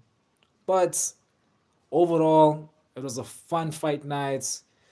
Capped off with the goats getting back on the win column. Man, nothing is gonna ruin my week. Charles Oliveira winning was by far the best thing in MMA thus far. I know Barton winning was big. I know Volkanovski getting the belt back was win. There were other great couple moments in the year, Diego winning, the two back-to-back knockouts at UFC 319, Kamaru Usman winning as well. But again, man, I'm one of the biggest Charles fans, so him getting back on the win column for me was amazing, man. It was amazing, and yeah,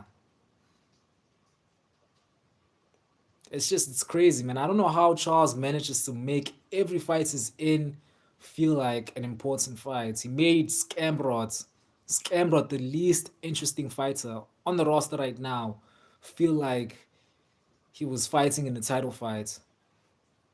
Crazy. And the fact that he approached the fights in the way that he did, went forward, did not care, got hits, took him down, submits him, go kisses the babies, the wife, hugs his family, the crowd's going insane. It was great, man. It was a great fight night. It was great fight nights, and yeah, man, nothing's gonna ruin my week. The fact that Charles got the job done, I'm gonna be happy all week, man. And then this week we're all backing Renya Dorita because we want, bro. I'm backing Renya Dorita because I want to see the DDP fights. I want to see the DDP fights. Um, yeah, Benoit Saint-Denis was smart for not taking the fights. He knew, he knew, he knew there was no way he could possibly beat the Golds. There was no way. What was he gonna do? Charles Oliveira isn't. He's not Mauricio Rufy. He's not gonna freeze in front of you because you're walking forward. You're gonna get elbowed in the face. That's what's gonna happen. You're gonna get elbowed in the face. You're gonna get taken down, and you're gonna get submitted. You knew what was gonna happen. I'm sure probably his team was like, trying to convince him this is a big opportunity. This is Charles Oliveira. Probably not gonna get this fight again. But he's a smart man. He knew. He knew. But yeah, man, it's Holloway versus Oliveira next. We gotta see that fight, man. Two legends doing it again before they retire. I hope to see that fight next year, man. March 2026. I believe in Ring It to season, but Fluffy is my middleweight chief. I mean, he pulled out, bro. He pulled out. I mean, that was a crazy performance against Roman Dolidze. I mean, basically bullied the guy. Like that choke he had, choked the guy and was like auto farming on top of him. That was insane. But Fluffy pulled out. I don't really watch a lot of his fights, but he seems like an exciting, well, not really exciting, but he's a cool guy to watch. But yeah, man, it's Ring It to season, man. I hope when Ring It to wins this week, I hope he calls out DDP, man. He knows this is the fight we want to see him versus DDP. It would have been so amazing if it was for the belt, but it's whatever, man. Listen, the fight nights here in South Africa, DDP, RTR, it's gotta happen next year, man. It's gotta happen. I hope it does. It did pull out, but I would rather that than him having a major disadvantage against RTR. I mean, yeah, yeah. I mean, um, he's at the top of the division now. He's in the top eight, I think. So we made a wise decision, a smart decision. He's not getting any younger, so this opportunity to fight a higher ranked guy is gonna come again. Because if we're being honest, man, that fights with Renier Derrida was booked kind of quickly. I think it was booked a week after he fought. I think it was. Yeah, because they made that fight the same night Hamzat beat DDP, which was a week after he had already fought. So he's got time, man. He made the right decision. He made the right decision. But yeah, RTR is legit, man. He is legit. He's a former two division champion. Yeah, man. Brandon Allen is getting slept. Either gonna get KO'd in a goofy way, or Rainier Derrida is gonna choke him out. I hope Rainier Derrida KOs him, man. I hope he KOs him. I hope Rainier Derrida gets the chop down. How often do I stream?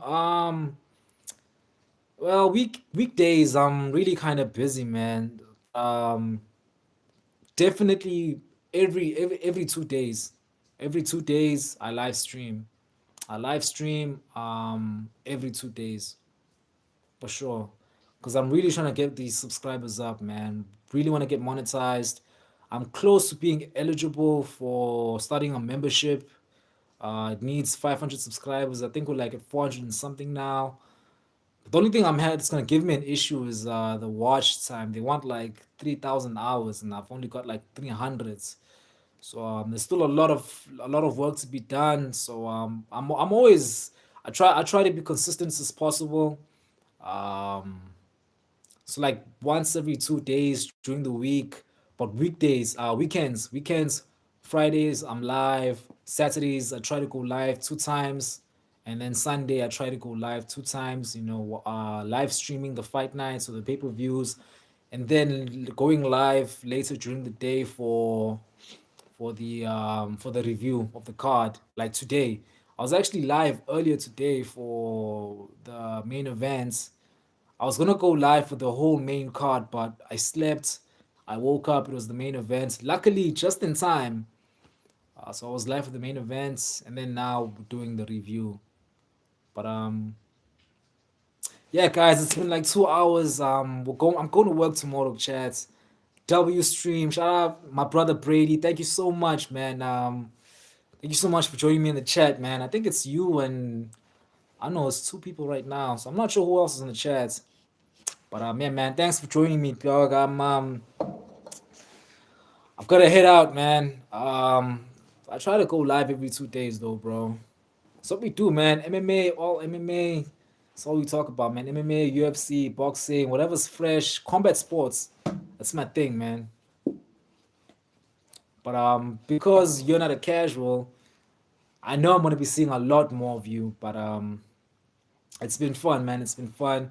It was fun chatting. I'll try to pop in every now and then. Thank you, my brother. I appreciate the support. I hope to see you more often, man. So you can see how these guys are trolling me when it comes to Charles Oliveira. Like they like trolling me when it comes to Charles Oliveira. I don't know why. I don't know why. Whether they just want to see me crash out or they legit don't like Charles. Like, how could you not like Charles Oliveira? Who doesn't like Charles Oliveira? Crazy. But yeah, my brother, thank you for tuning in. Thank you for joining me in the stream. It was fun, man. It was fun. And yeah, chat. It's been Zar-Kombat. Like and subscribe. I'll see you guys later during the week. I'm gonna post my reaction to Charles winning, so go check that out. I'm gonna post it in like 10 minutes, like 10 minutes time. Go check that out. But yeah, guys, I'll see you later during the week, man. Thank you so much.